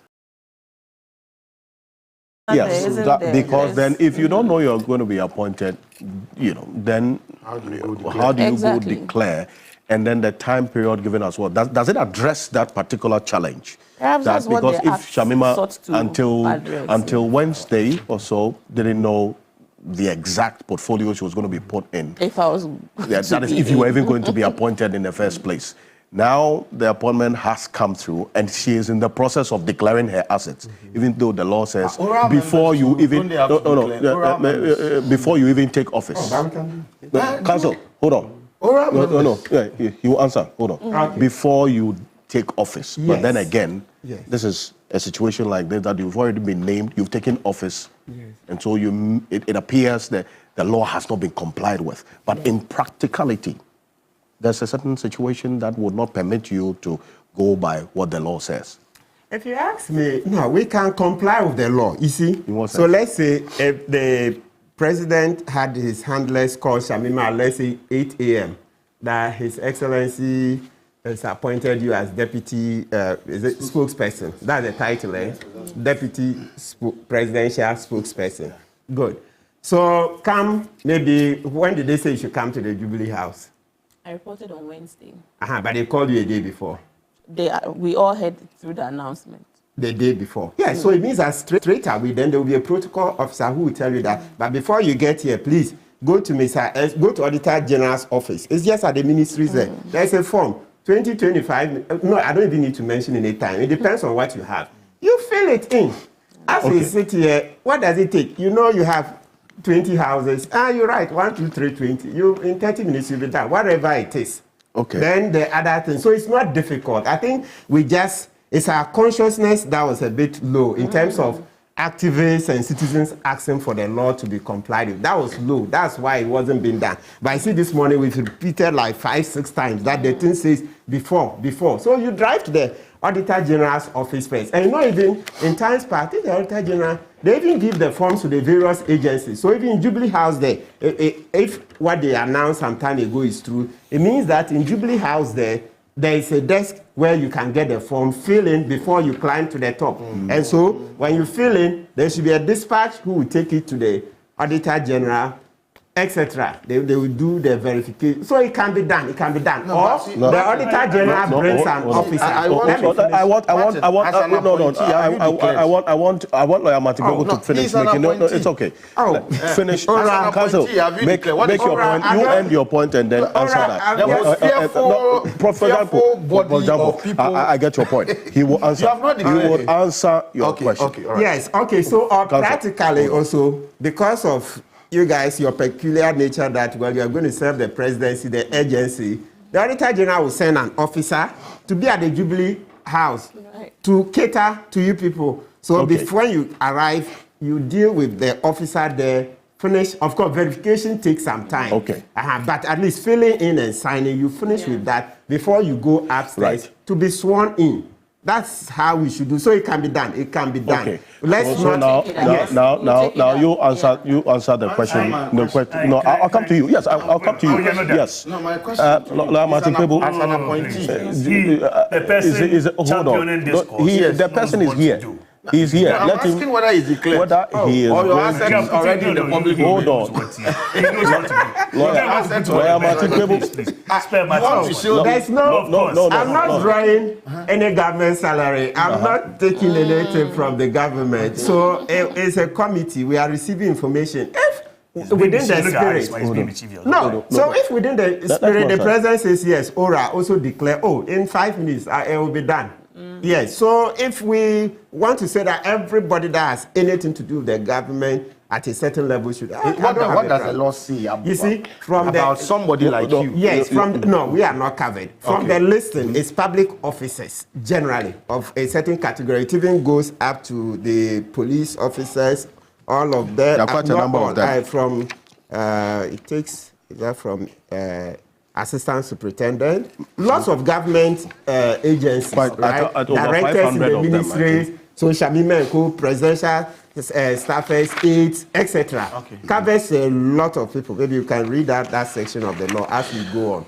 But it doesn't. I mean, Council, the list is long, over 500. I think 550 or so. But you are you not a public officer by way of what you've been asked to do? Isn't it public service? Are you not? So strictly speaking, you are a public officer from the Constitution when you are paid from the consolidated fund. Let's use that kind of definition. A public officer is one who is appointed and paid from the consolidated fund. So if you don't draw money from the consolidated fund generally, but within the spirit, if let's say the president just calls you a personal, let's say even kitchen cabinet, right? You do a lot of work for the president, but you don't draw from the consolidated fund, I would agree that you should qualify for a public officer. Right. If we are talking about the hard law, okay, we use the consolidated fund to judge. So listen, the Constitution says public office includes an office, the emoluments attached to which are paid directly from the consolidated fund or directly out of monies provided by Parliament, and an office in a public corporation established entirely out of public funds or money provided by Parliament. So universities, you are also, because you're a public corporation, the universities are public corporations, right? So I don't have a problem with saying that. They say, so in law, the definition is not exhaustive. It says includes. Includes, so the people being paid out of the consolidated fund or public corporations, these universities, some of the state agencies. Yeah, we have that, it's on the screen. Yeah, yes. We'll put it on the screen right now. So if they say Ora 2, we are covered. Oh, in 5-10 minutes. So maybe what I'll do is I will... Let's be covered. Yes, example. To be honest, I think, okay, looking at the work we are doing, yes, we should be covered. Because by the time you're done, you could have acquired some new assets.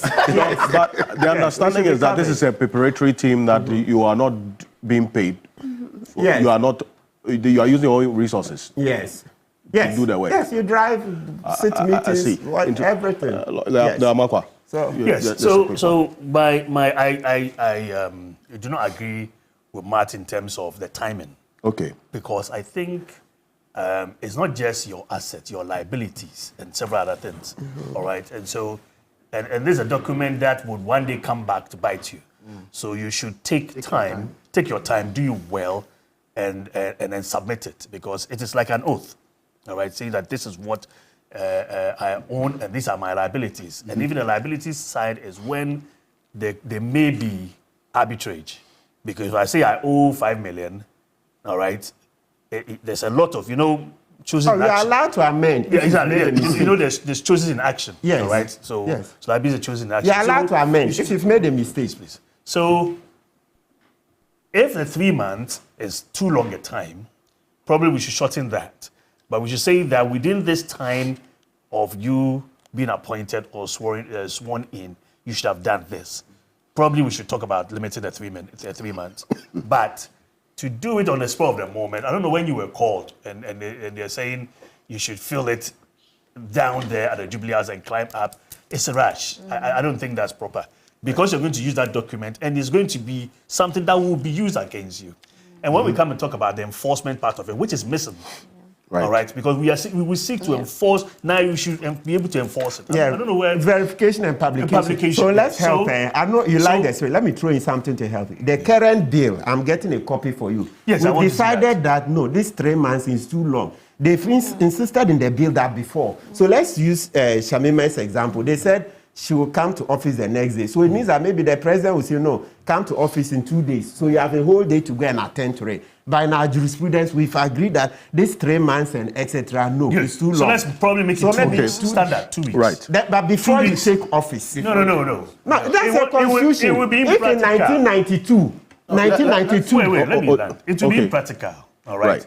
Just like we say having been arrested, your right should be read to you there and then. It's impractical. It is as soon as possible. Oh, all right. It's immediately. Yeah, no, they are arrested. There's a reason why we are also calling for amendment of the Constitution. All right, where Professor Prempe and co are looking at that. Let's make it workable in such a way that you have reasonable time. That reasonable time should be as reasonable as possible. 2 weeks after you have been sworn in, or have been appointed, you should have submitted this. And then we'll look at enforcement, verification, 2 weeks. publication. If you understand corruption, hey, 2 weeks, but then you'd have... Okay. Between 2 weeks and a very day, because it could be called the day before that you're going to be appointed. What is on your mind and the preparation you have to make, all right, we must give you time to submit this, which is a very important document. So how often can you be corrected? So you see, Martin said you can correct it if you've made a mistake. So how it's often? an exercise in futility when every time you come, Okay, so let's answer this. Let's make it practical. Yes, let's come this way. You see, these 2 weeks you are mentioning, look, I'm telling you that practically, when the minister takes office, the contractors, they are the first to come and greet. And if they come, the deals start to be struck. So if you allow 2 weeks, by then, the minister will know that this contractor is bringing this one is bringing this, and he can feel, I beg you, don't do anything. Look, we've thought clearly about saying this. that every minister is corruptible, and the moment he goes to office, corruption starts. Don't play.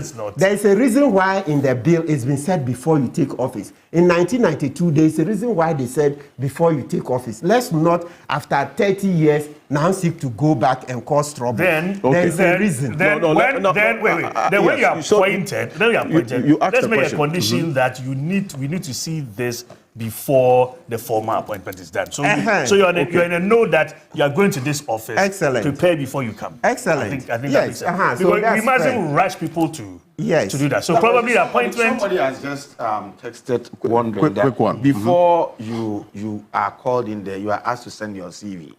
So once they say send your CV, it means there's something in the offering. So can't you also around that time very good pick the asset declaration form and say, please, this is also what I have, these are my liabilities. You start feeling presumption. Now, once you submit your CV, once they call for your CV, but the forms chasing people to submit CVs. Gentlemen, hold on. Just give me 10 seconds. No, I would have you, I just wanted some orderliness that you come to. I just wanted that orderliness. Thank you. So, quick one. Yes. So from what from what Professor Jampo is saying, it's a good point. Look, each appointment, let's even say that there are 10 people vying for. Okay. If you are vying for and you know that you are being considered, Master, go and get the form. How much is the form? It's free. Is that also? Go and get it and start filling. So if you win, then when you are going, you submit it. I think that's a brilliant thing. The moment you know that you are lobbying for that position, please go and get the form. And you know the lobbying. And let me tell you, excellent. And I can tell you that some of the lobbying, some started 6 months before the elections. Even they said Unketia said it publicly that at a point the lobbying was even distracting them. So if you start lobbying for that position, please start filling your form. We don't want any long stories. Okay. No long stories. And then let's add, Professor Jampo, so you see how the law is very wide. As university lecturers, you are also supposed to declare. Have you declared? University lecturers. Yes, you are also covered under the law. Please read it well. You are covered. Yes. Well, that brings me to so that declare the assets. In fact, the media must also declare. Yes, we are going to please wait. They are the fourth estate of the realm. Why should they declare? But anyway, let me, gentlemen, thank you. We will put that on the screen, but this is why I bring Professor Jampo on the matter of holding government officials to strict proof. This is one measure as well, aside from the many at play. And that's an assurance that Squatchof also gave earlier. Yes, I generally, Mr. Host, I think that I like everything that Felix Kwasi Ofosu, came to say here. I was listening to him with rapt attention. He's an excellent communicator. You understand why he was appointed to that position. He said everything that would, and I believe that if you had given him all the time, he would have gone on talking in a manner that would have rendered all of us redundant here. But one thing that I believe he said that struck me was his assurance to all of us that you guys can continue to subject the government to strict proofs, and that we are not going to be sponsoring social media political laggards to be smearing you. you have the right to criticize, to offer constructive criticism for the purposes of keeping the government on its toes, and that we are not going to be coming after it. I thought that was so assuring. The point must be made that, you see, for some of us, we are over and above being smeared. We are over and above the infantile tricks, infantile machinations deployed by people who have nothing to offer against those of us who are seeking to ensure that we subject government to strict proofs. We don't fear those things. But the challenge is that some people who could have done this thing that we do better, are always scared. You see, I've met so many people who commend you, and then you tell them that, but you can do this better. And they said, no, but they will insult me. And I said, and I get worried. Okay, so there are people who can do what we do better, but they fear being smeared. So this morning, I was very elated when I heard Felix Kwachi Ofosu re-echo President Mahama's assurance to all of us that we can go about subjecting him to street proof, and that he would respect the role that we play, and that he will not sponsor people and pay them 300 cedis every month to be on social media just to be insulting people that they must learn from. And I'm excited again about this new ministry for youth development. And I'm asking the minister that, you see, if the future belongs to the youth, then the youth must be developed for the future. It cannot be part of the youth developmental process by asking young people to remain on social media and to be spewing garbage and insult.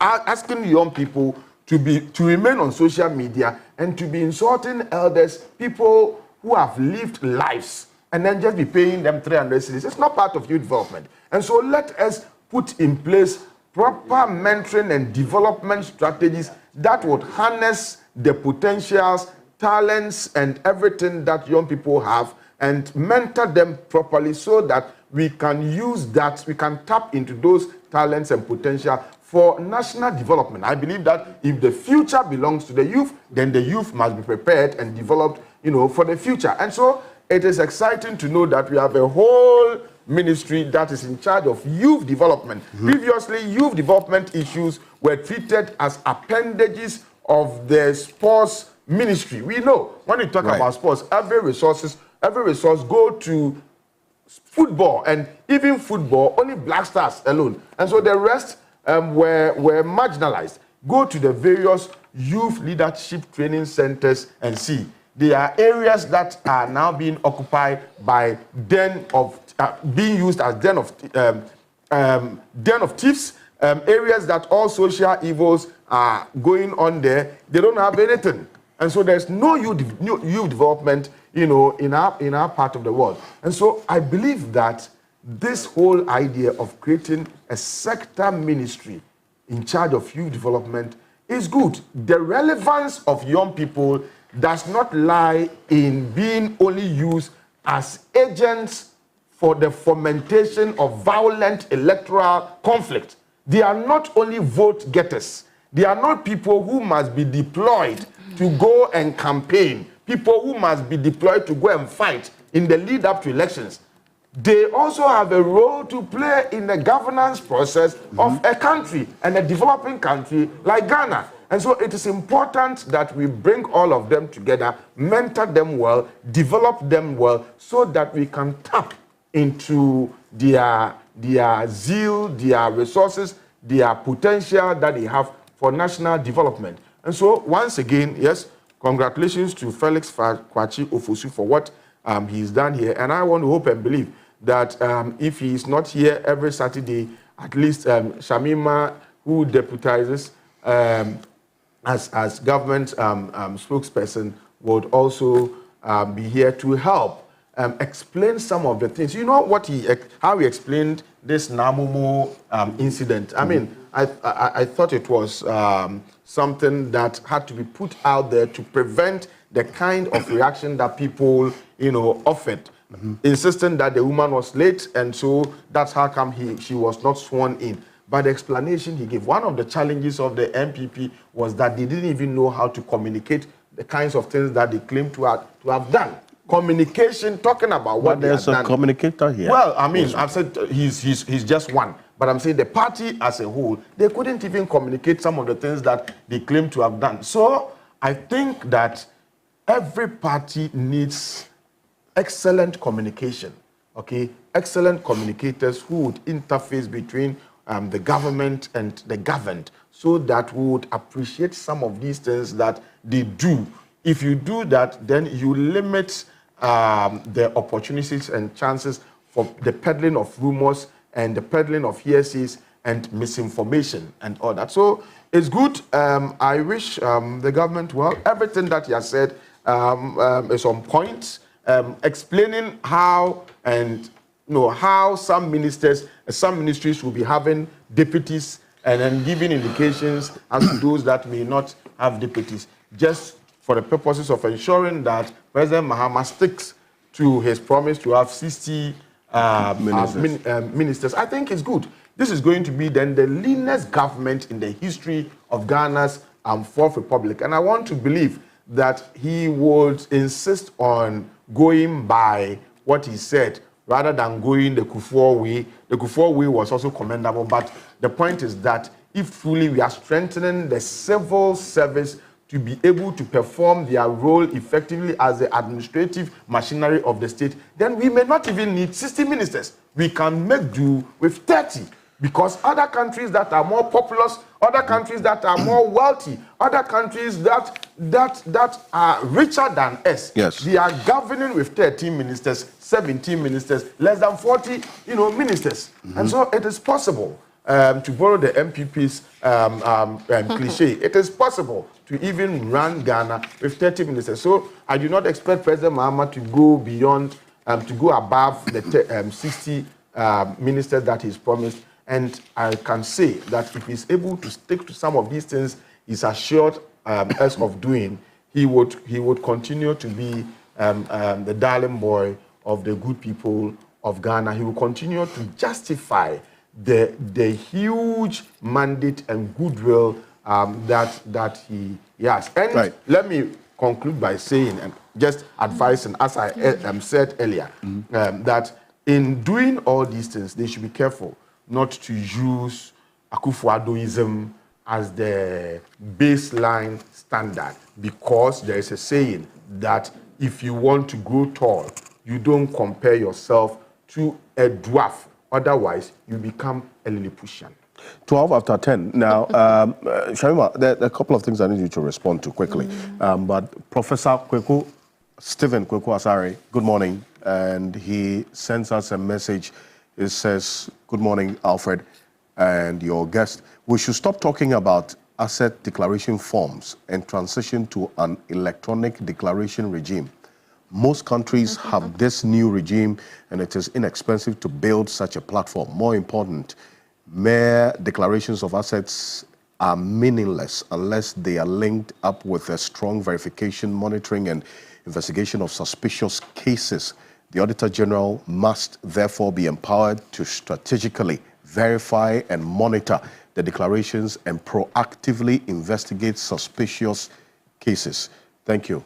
Professor Stephen Kweku Asare. Does that not make sense? Yes. Last year, we had a one-day colloquium or symposium on it. Yeah, we agree that it should be electronic. The electronic one, that's the one we're giving the example that somebody in Boko or Chana Paga should be able to go online and check his DC's declared assets as against what they know in the community. Because somebody in Boko, if you are expecting the person to travel down to Accra to come and apply, to see what is in there, it's going to be difficult. But if you make it online, then it's possible people can check. But of course, in the past, some people were saying no, they don't want the publication because people will get to know their assets and armed robbers will attack them. Well, Shema, beyond this, and this is a topic, a conversation that we had, and building on it, about the numbers reduced and the president's commitment to ensure not just a lean government, but an efficient one at that. I received something from Manasseh Azura Awoni sometime within the week. He says that slashing of the ministries may receive praise, but the elephant in the room is the civil service. This is because the issues around the efficiency of Ghana's bureaucracy have been an everlasting conundrum that every single regime since Imperial Britain purported to have left our shores and affairs have struggled to find solution to. So it's not just about the numbers of the ministries we're seeing, but the specific measures put in place to ensure that beyond just the ministerial appointments, for instance, the civil service is also dealt with quickly. Right. I mean, thank you once again and for the opportunity to be here.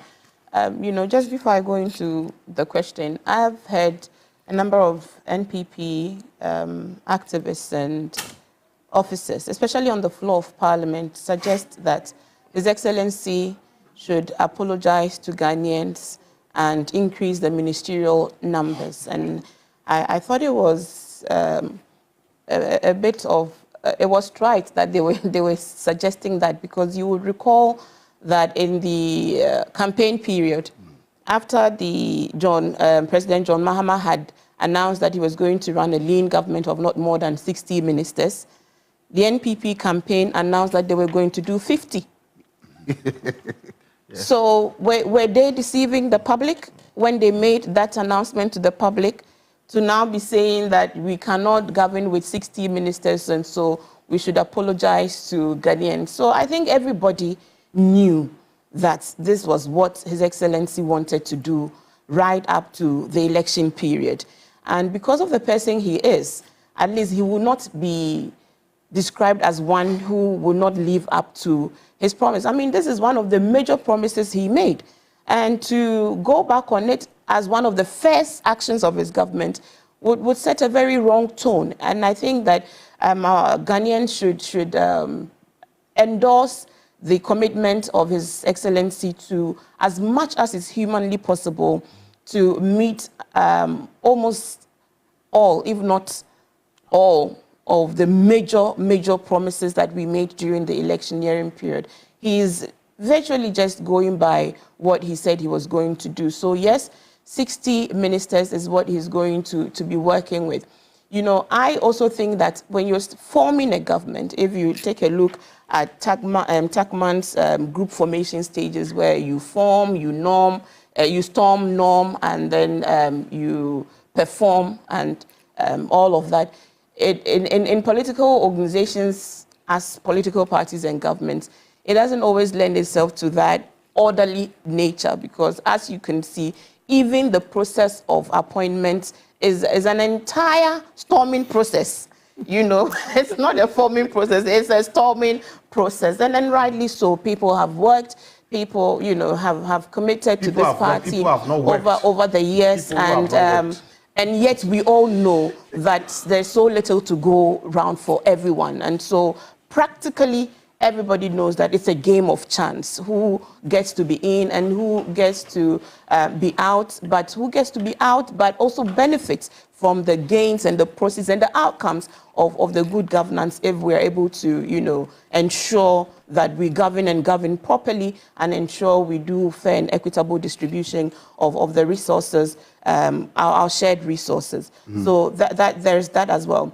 I agree with you when you say that it is not only ministers. In fact, if you look at the nature of our public service, I think there's greater questions to be answered by our civil service than political appointees who are seasonal appointees. They come and go, but the civil servant stays for the longest time. I recall in my time of the media, that was when, just at the dying embers of the Kufuor administration, when they passed the single spine salary structure. Yeah. I had many conversations with Dr. Papa Kwesi Indum, and one of the legs of the single spine, beyond just the rationalization of, you know, the salary structure, was also productivity reforms within the civil service. Because ultimately, if we do not have proper running public service, what it means is that there's productivity is usually low, And there are so many numbers in the public service, and sometimes people don't even have clear job descriptions. And, you know, you hear notions from the public that tells you that the best place to be as somebody who is interested in running multiple businesses is the civil service, because it is flexible and you can, you know, add on so many other things. So they give themselves holidays. Sometimes you go on a Friday, you cannot find them. And, you know, they treat the place like it's their home. So I agree that another leg of enforcing stricter accountability to the public purse, especially as we know that remunerations to the public service is a bulk of our national budget. And here we are as a country that is deeply depressed and stressed, you know, economically, and money would be hard to come by. So everybody must earn their keep. Right. And just as His Excellency has promised to ensure proper public conduct of his appointees, I think that should also stretch to all public officers. And the head of civil service and public service should all also work to ensure more stricter accountability to the public purse. So we increase productivity and ensure that the little resources that we have at least are justifiably spent in the areas that we'll be spending them in. So I do agree partially with that notion that we need to do more. But leadership is cause, everything else is effect. The people that His Excellency has direct control over immediately are his appointees. And so if we show good example with the way in which he expects, you know, good behavior and conduct from it, and productivity from his appointees, then we can, you know, hold the same cane and expect same from those that will be working in all of these ministries, department, agencies. I also wanted to speak about the nature of the appointment so far. And if you listen to the speeches from His Excellency since the ministerial swearing-in ceremonies, and also even yesterday when he went to Volta region to thank them as part of his nationwide thank you tours, where he will be going to all regions to thank them and also to reassure them of some of the assurances he made to them during the electioneering period. Underlying all of this thing, or everything that we hear, is humility in service. And that is expected of every, you know, appointee. That you all exercise restraint, humility, and eschew arrogance in office, because that is what cost our opponents. We should not repeat the same. Mind you, as we speak, ministries, department, agencies, and committees, in terms of representation, we are, gender representation, we have done about 27%. If you compare the numbers, ministries... You're not just limiting to the ministers, but other appointments. That's what I'm saying. Ministries, agencies, committees, you know, we've done 27% gender representation so far. And there are still up to 7,000 more appointments to be made. So there is going to be opportunity for as many deserving, you know, comrades and also other Ghanaians who have been... Competent yes, people, competence is always the watchword, really. But the other thing I want to add in there is to assure the young people of Ghana that His Excellency is completely dedicated to the cause of the youth. Yesterday, when he swore in, and when it came to the time of George Oparado, the youth commander, he did tell him that he had a Herculean task, but that he personally, as the president, was interested in that ministry, and he would do everything within his power to support him in the execution of his mandate, to create opportunities for the youth of this country, so that we will derive the necessary demographic gains from this youth population. Because as we all know it globally, Africa is going to have the youngest continent. And that youth continent, that youth demographic can be a demographic gain, or it can be a threat to our security here and within the sub-region.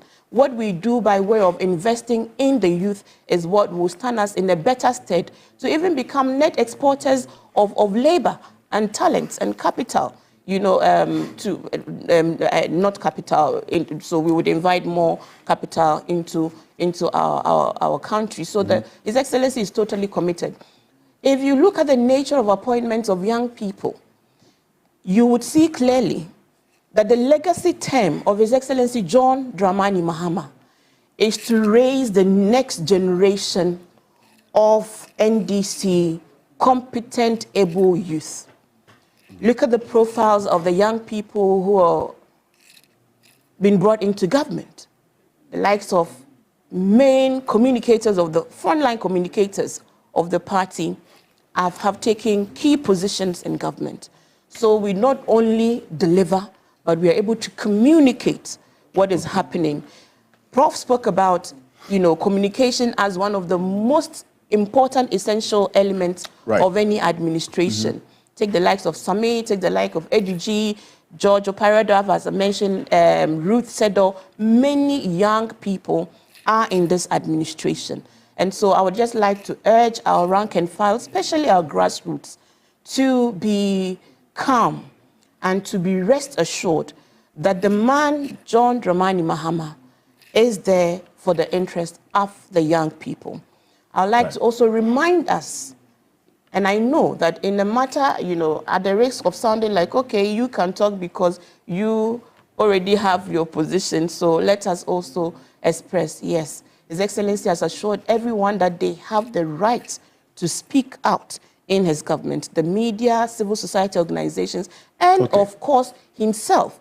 I read from Manasseh Azuri when he called on President John Mahama to rein in his party foot soldiers from attacking perceived opponents of the party or people perceived not to have spoken out during, the era of Nana Akufo-Addo.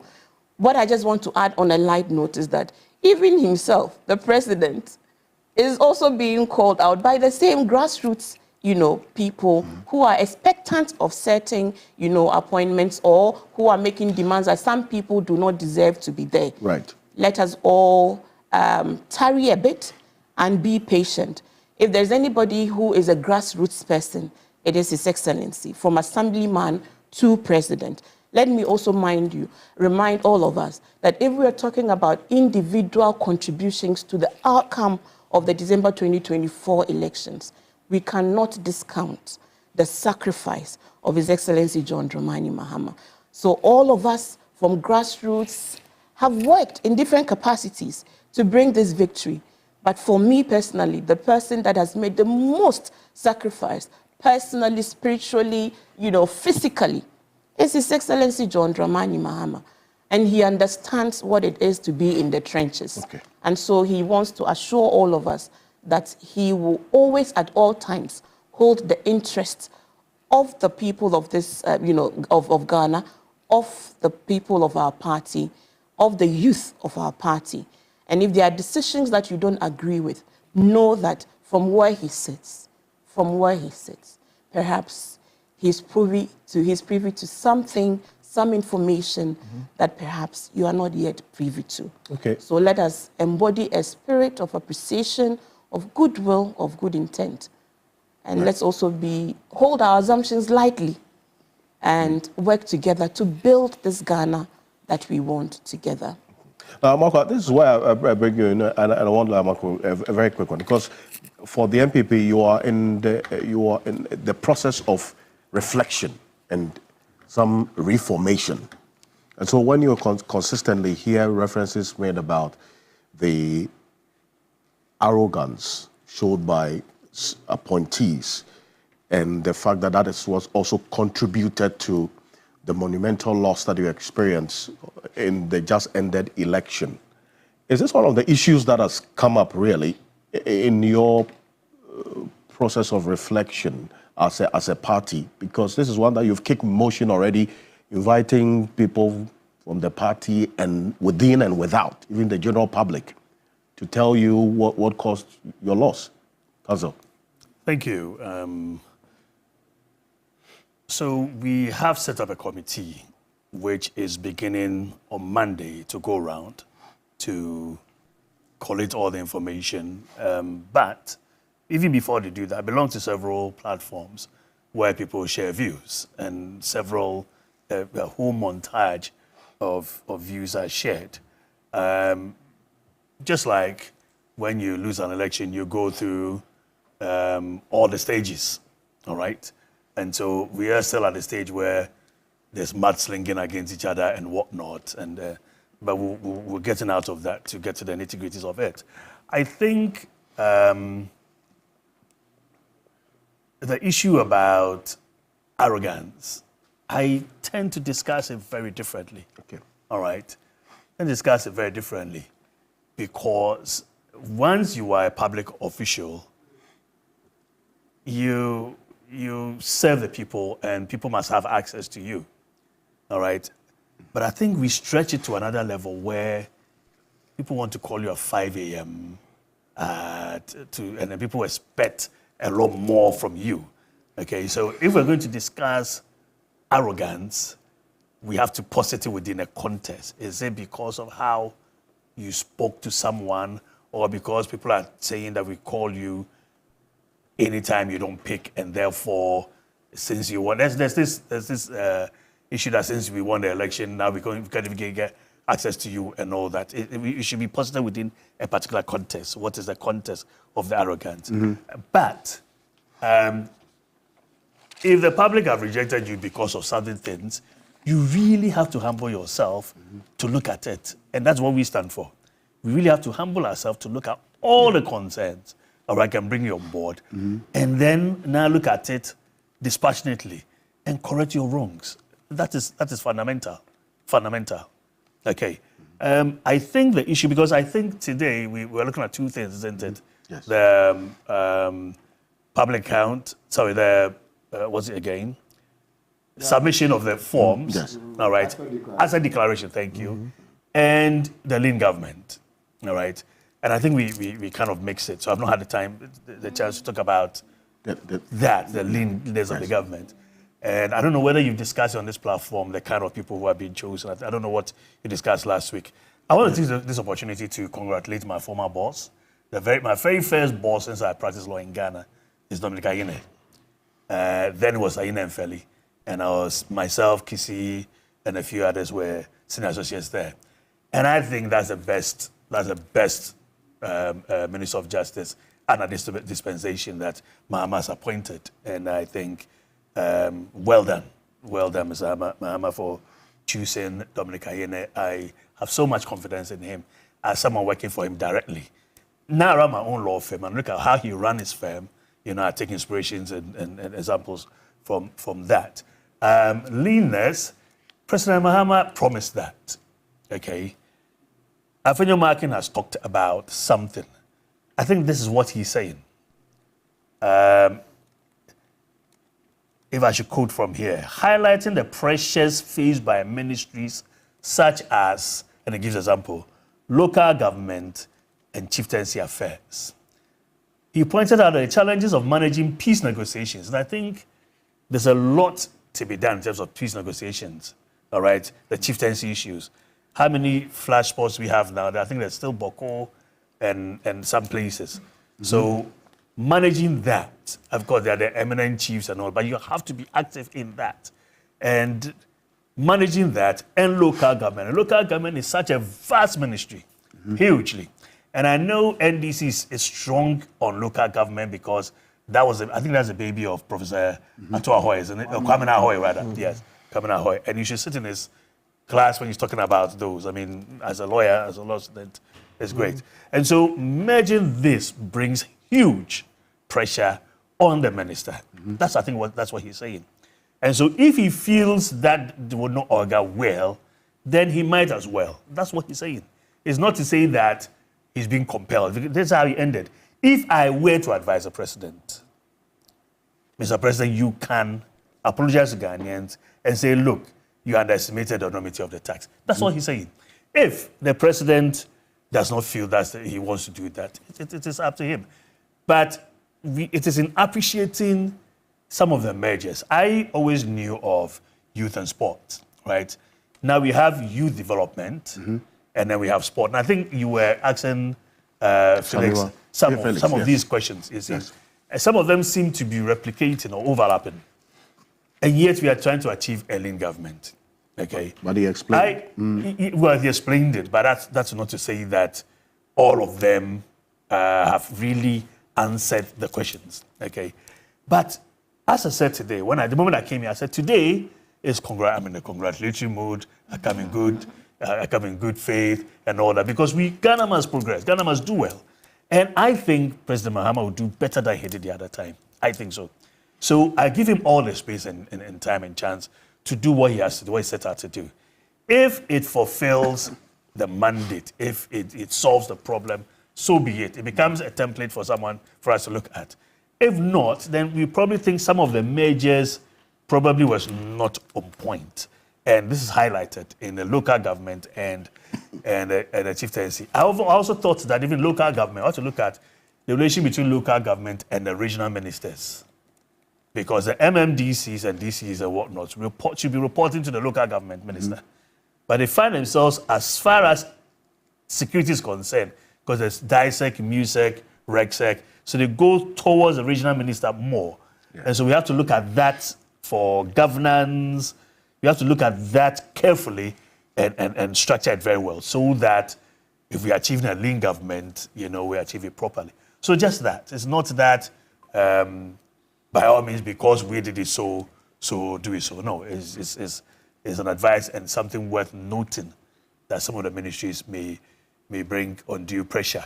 That if that happens, then we are putting, and the pressure will go to the chief directors, isn't it? And those civil servants. It means that they will do a lot more. Okay? Mm-hmm. And so are we going to increase their numbers, for instance? Probably. I don't know how that's going to work out. Right. It's for the current government to explain and so that we understand where it's going, so that they're able to carry us along. But not to just be defensive about it and say, no, because you did this, is that. I think you should, the more you're explaining it, and that will dovetail into the issue of arrogance of power. Mm-hmm. Because if you are not carrying us along, then you are also coming into that. Back to I don't know whether we're still coming back to asset declaration. No. Or we've moved on. Moved on. Can I just say one thing? In a minute, yes. Can I just say one thing? I think what is very, very important for that is verification and enforcement. Because it looks like once you just submit it, you fulfill your part and that's it. And so I think we should take that on board. Mm-hmm. And then verification and enforcement if you don't. Because we don't open it. You say it's sealed. Mm-hmm. It's not even open up. No, we open. When you go, they open it to check whether you've signed. Is it filled in? Yes. But yes. No, but it's not to the. It's the person you're submitting to, isn't it? Yes, the officer receiving. They open it. No, but they don't verify the authenticity of what you have declared. And then in 4 years' time, you can come and say nothing has changed. Then nobody is checking on those things. Yeah. So we have to, if you really want to solve that problem, I think that is where more of the work is. But yes. We should. That's the verification aspect of things. Okay. So that and then confirm. If you said this, if you are not comfortable, don't get into public office. Okay. If you're not, we are changing people's consciousness about public office and your ability, because the Constitution also enshrines, gives me the power to generate myself economically, to realize myself. I know, but Martin said something. So about we should be able to wait. We should be able to make money, make it legitimately. All right, and still hold public office. That's the whole issue. It is not that once you come there, you've assigned yourself to some meager. No. Because Article 20 and several other articles says that you have a right to realize yourself economically. Just do so properly. That's all. And talk about the economy. And this is why I bring in Alfred up here. He is a data scientist and also a public policy analyst. Alfred, good morning. Thank you for joining us. Good morning, Alfred, and good morning to your viewers, and thanks for having me. As always, appreciate you. Earlier, you heard Phyllis Kwachofosu talk about how much we are having to spend to service our debts, external debts, because there had been debt suspension over the last couple of years because we went into this IMF program. We weren't servicing our debts. Now, the reality is done on us. We have to start paying for the debts that, in fact, the money is borrowed over the period. He's indicated that as of the 2nd of January, we had to pay $325 million. In the next few weeks ahead of us, we have to pay some $6.1 million as well. And next year, we would have to cough out some $1.8 billion $1.8 billion to pay our debt. What is the situation with the public debt right now, Alfred?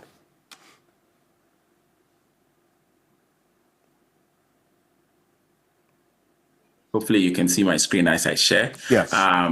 Yeah, I mean, we take a quick step back, right, to just understand, you know, of course, how does the debt even come about in the first place, right? And, you know, when you have differences between your revenue and your expenditure, so we tend to spend a lot more than we make, and so that's how we build up these debts. When you look at certain factors that have impacted Ghana over the last few years, you know, we're looking at things like the pandemic, election-related spending.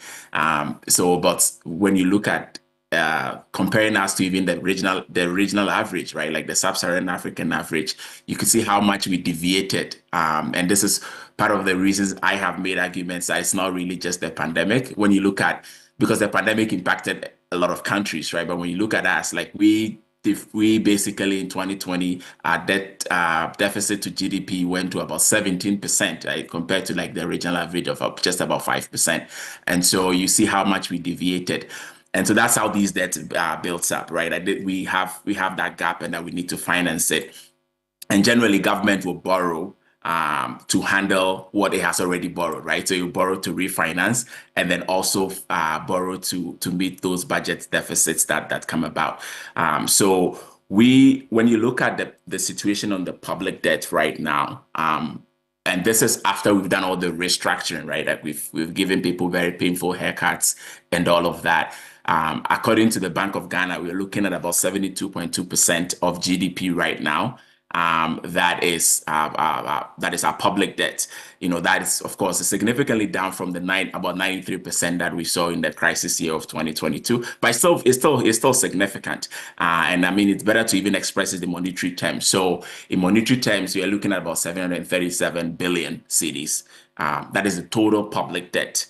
And then when you look at it, disaggregated by the sources. So we borrow from foreign sources, right? So like from other governments, we also borrow from the multilateral organizations like the IMF, the World Bank. We largely over the last few years have been borrowing from the international capital market, what popularly known as the Eurobonds market, right? And we have been borrowing from there. And then, of course, from our domestic sources as well. The foreign debt is also very key because it is always denominated in foreign currency, right? And so when your currency is not stable, right, then of course you're gonna have issues, right? So for example, like if the CD was depreciating as we're seeing in the last few years, what will happen then is that even with that fresh borrowing, your foreign debt will be increasing that way. So we're looking at that 737 billion, but I think always it's important that it's not so much, I mean, the volume of the debt, of course, is very important. Relative to GDP is very important, but it's also important how much you're actually spending to service those debts, right? So when you look at 2022, when we were in crisis, about 61% of all the tax revenue that we collected was spent on servicing debt. And that, when I say servicing debt in this context, I'm actually just referring to interest payments and not even talking about the principal. I see. Right? So just 61% of all tax revenue, and the bulk of our revenue is from taxes, right? So 61% is spent on interest payments. Of course, we suspended our debt payments in 2023 and 2024. So now we have some relief there. So we estimate that about 41% was spent on interest payments in 2023. But as we are moving forward, right? This is where the issue is coming in because, and that was what the Honorable was talking about. So for example, this year, the IMF was projecting that we're going to spend 142 billion cedis on debt services. So this would include the interest payments and then some of the principals that we'll pay. Now, what happens usually is that the government will just borrow to refinance the old debt, right? So it will roll over the debt. So this 142 billion would include those types of borrowing. So it's not all of it that will reflecting like fresh or new borrowing, as in like it will add on to the public debt. Some of it will add on to the public debt, but it's not everything, because the government will, like, say I owe 100 cedis, I borrow another 100 cedis from the treasury bills market to pay the old one or to roll it over to the next period, that kind of thing. So that is, so technically it's called like the gross financing need, right? Because we need to pay or at least try to pay some of the existing debt and then move on. So when you look at this is a projection according to the IMF, and this is after we have done the debt restructuring, right? This assumes that we've done all the debt restructuring, including even the commercial. Because remember, under the commercial, but we have done the Eurobond. There was also like the private. There are some certain private banks that we owed money to, so that was also getting restructured. So this assumes that we've done all of that. So in 2026, we're looking at about 165 billion cedis in debt servicing. This would include the interest payments and all the rollover stuff that I was talking about, going all the way to the 200 billion cedis as we hit 2028 and 2029. So that's kind of the trajectory that we are on right now when it comes to our debt servicing. But of course, this is all from what has happened historically, right? Where we ended up, going on a borrowing bench, borrowing so much from the Eurobonds market such that, and we're not paying, right? So now we have all these debts that's due. The other thing is that government has to keep running, right? And one of the issues that this current government has is that at least when it comes to the domestic source of borrowing, because that's the main source that we have now, because we've been shut out of the international capital market, because we've restricted our debt, we have those limitations. So I just wanted to show this to do like the comparisons, right? So when you look at 2021, and this is just looking at domestic sources, so about 69% of government borrowing was with medium-term securities, right? So 2 to 3 year term securities. But then now, 2024, government is only relying on short-term borrowing, right? Interest rates, treasury bills. So 91, 182, 364, like those borrowing that is about less than a year. So the issue that the government has is you still need to finance capital expenditure, right? You still need to finance long-term spending. So how do you make room when you're only limited to being able to borrow for short-term basis? That's why there's also a lot of rollover happening. And so this is where the government has to get creative, right? I think as we've already restructured our debts and we show some signals to the market that we are going to be fiscally responsible, there might be some opportunities which might be able to reopen some of those medium-term borrowing instrument at least. But I think, from current projections, for example, going on the international capital market probably would take, I don't know, going into like 2027, 2028 to be able to now start going back into the international capital market to be able to borrow. So I guess that's the situation that we have right now when it comes to the restrictions that the government has in terms of financing, being able to repay the debts that has already been borrowed and then also finance government spending. This is a challenge, is it not? Because then let's go back to the second slide that you showed. That also tells another story, and let's put that on the screen right now. Because whenever let's go back one step. Let's go back one step. This essentially, as of last year, if we are say our GDP is say 100,000, 72,000 of that was debt, essentially. And so when you express it like that, but I think to me the other thing is, so debt to GDP is expressed so that you can compare across countries, right? But there's always the issue of the composition of the debt and then the service and how much you're spending to service the debt. Because I'll give you an example. Japan has debt to GDP of over 200 and something percent, right? But a lot of Japan's debt is domestically held, right? So how much it's spending on debt servicing will not be so much of an issue when you look at Ghana, where, for example, in 1 year you're spending 61% of your tax revenue on debt servicing, right? So that's where it signals to the market that you won't be able to pay, right? Like, it's because if you think of compensation, so basically in 2022, if you add compensation and interest payment, all your tax revenue is gone. It's gone. Right? So how are you going to get money to finance capital expenditure and do all the other things that you need to do? You certainly have to borrow. That's where, you have to borrow, but then now you have to borrow. The only issue you have now is that you only have limited borrowing options, right? Because now you don't have, before we had externals, we had Eurobond, we had the domestic sources, so many diverse sources that we could draw from. Now we are only limited to treasury bills market. And under the IMF program, we have also put a debt ceiling on non-concessional funding, right? So funding that is outside of like the borrowing from like other countries and all of that. So like even from the commercial market, we've placed a ceiling of about $85 million. Just about $85 million is the ceiling. So we have all those restrictions, right? So it's part of just getting creative, and which is why all these talks about efficiency and making sure that we run a lean government even becomes more critical, right? As we look at it in this way. But then also, in simple terms, what is the challenge before the finance minister now? With this debt that we're having to now pay for monies that have been borrowed, or were not even borrowed by this administration, they have to pay for, plus the domestic debt as well that he's faced with, and contractors and others who are going to show up in a few weeks ahead to also claim their monies be paid to them. What is the challenge of the economy that Dr. Kasala Toforson is taking over now? Quickly.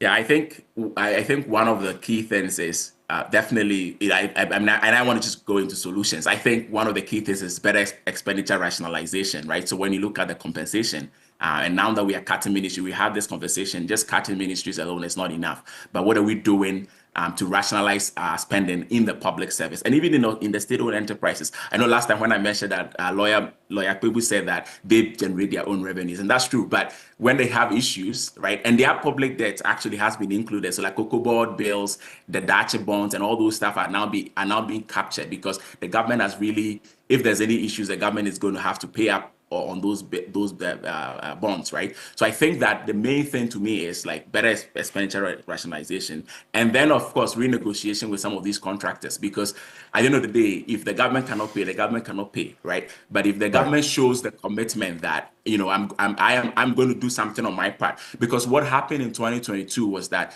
you know, the government, instead of showing that we're going to do better expenditure rationalization, decided that, oh no, we're going to just print money through the central bank, right? Of course, that had its own issues, and we saw what happened with inflation and all of that. So I think what we have to do is that we have to show the market that we fiscally we are willing to, you know, make those tough decisions that, of course, it won't make a lot of people happy, but we have to make those tough decisions such that we will be able to show the market that we are willing to make those decisions. And I think maybe that will signal to people that if you are willing to sacrifice, right, maybe we might also want to maybe postpone our payments to a certain time so that at least you'll pay. Right. I think that's probably how we send those signals to the market. And thank you so much, Alfred, as always, for giving us a clear view of the state of affairs. And this is why it is critical. And 2 minutes for all of you. And I'll start off with you, Lawyer Martin Kpebu. This is why it's critical that opening up the books for us to know exactly what is going on is essential, is it not? And that's what Phyllis Kwatofosu mentioned earlier, is something that will be coming up in the few weeks ahead of us, that the ministries, all of them, would have to tell us what's happening there. Yeah, absolutely. It's the right way to go. And I remember in the run-up to the elections, Professor Bopin and others started this conversation where they educated the public a lot that we should brace ourselves for very difficult times ahead unless something is done. So far, you see with the way the debt refinancing or debt payment obligations have gone very high, it shows that something has to be done about the IMF program.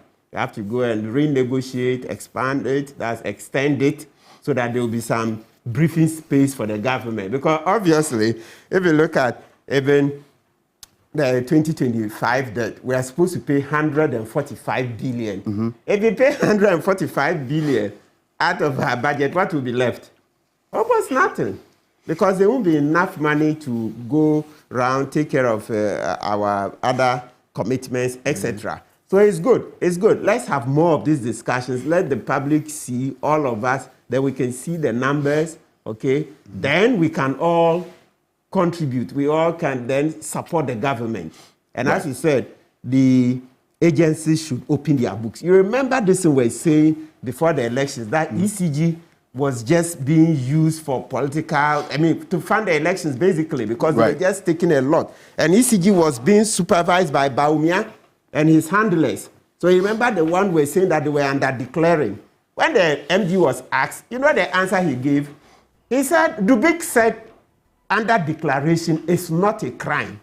When Dubik was caught under-declaring the ECG matter, the report that came out, He said under declaration, it's not a crime. Under declaration of their revenue, their monthly revenue, you see. So we're saying that, look, it was just a slush fund. ECG was just basically a slush fund in the hands of Baumia and the president. They were just dipping in, taking left, right, center. We said it. Now it's in there. You see it. So that's why I said, and that this one we are addressing Mr. Jinapo John. Please, this privatization matter, I hope did they put out the real mandate of the committee? I hope it's not about privatizing ECG itself. If it's privatization of the sale of the prepaid, those ones, the ancillary services, yes.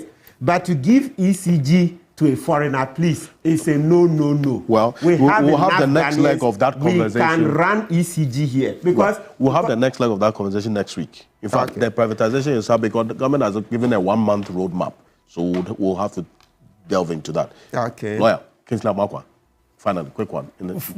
I just want to say there's something interesting is happening on Facebook. Which is? I as a lawyer, I need to be careful how I put this.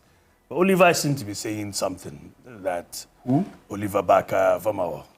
That's something you said on this program? No. He's saying that the ministerial nominees appointees are being asked to pay to the appointment committee just to get approved. Are those not affected by oral? I think it's worth investigating. Okay. If the members of the appointment committee are receiving money before they approve, it is corruption of the highest order. It is worth investigating. So oral, you'll be interested? Oral preparatory team? Well, the appropriate quarters. I don't want to get into the issue of oral yet, but appropriate committee should look at that. Okay. All right. Was there not such an allegation in previous times? That is why Michael Quay had to call. Where some judge said something. Sorry, I said some judge. Okujetu Black was, and maybe that's why he left that committee. That committee. They set up a committee to look into that. So I think what Oliver is saying, we should investigate it to see whether it's true or not, and then not under this President Mohammed's watch. You should begin with that. Thank you. Sharima, finally on this, the charge for us to know what the state of affairs is. So it's given. I think that in the next couple of months, one of the major reasons why Ghanaians voted for the NDC was for accountability. Everywhere we went, apart from telling us to protect their votes, the next thing was that ensure you hold people who have, robbed this country of our collective resources, ensure you hold them accountable. His Excellency is a president who believes in the rule of law. And in the coming days, as the Honorable Felix Kwachi has said, we will open those books up. What I would also now like to invite is to invite all of us as Ghanaians to support the process of accountability so that some elements will not start shouting, witch hunt, witch hunt. If there is a witch that needs to be hunted, let us all support in the hunting process. This is what is going to be good for our country, Ghana, and we are going to set a precedent that even members of the NDC must be fearful before they invite any thought at all to go down that slippery rope of, corruption and amassing our collective resources. I'd also like to once again say thank you and to call for calm within our rank and file and to assure all our members, especially our grassroots, that His Excellency President Mahama is on course to deliver the Ghana we want, where there will be expanded opportunities for the young people. Know that he is really committed, and as he has said, in the coming days, there's going to be more appointments. We're going to see many more grassroots people amplified in various positions of government. But please, also when you get there, let us work very hard and passionately and assiduously to deliver this reset agenda, and let's protect our, our country. Also, if you may, let us let's try to reduce the fights online. If there are alternative ways to seek redress, let us exercise those options first. And if all else fails, I beg your pardon, of course, we can then air those dirty linens. But it's always best to air dirty linens within and not without. Thank you. Thank you so very much. Thank you very much. For example, Well, it is important for the books to be open for us to know the state of affairs for the purposes of one performance tracking. Let us know what is there. Periodically, let us know what you are doing so that we can know how you have. Thank you so much, Shamima Muslim. Thank you so much, Shamima Muslim, Deputy Presidential Spokesperson for President John Dramani Mahama. Appreciate you coming. Also to you, Lawyer Martin Pebo is a member of the oral preparatory team. I am so sorry. I am really so sorry. Counsel, I apologize for this one. And to you, Lawyer Kingsley Amakwa is a member of the MPP Legal Bureau. Thank you for joining us as well. And indeed, my name is Alfred Okanse. I was clothed this morning by Kogra Clothing. Kogra Clothing. Call them on 0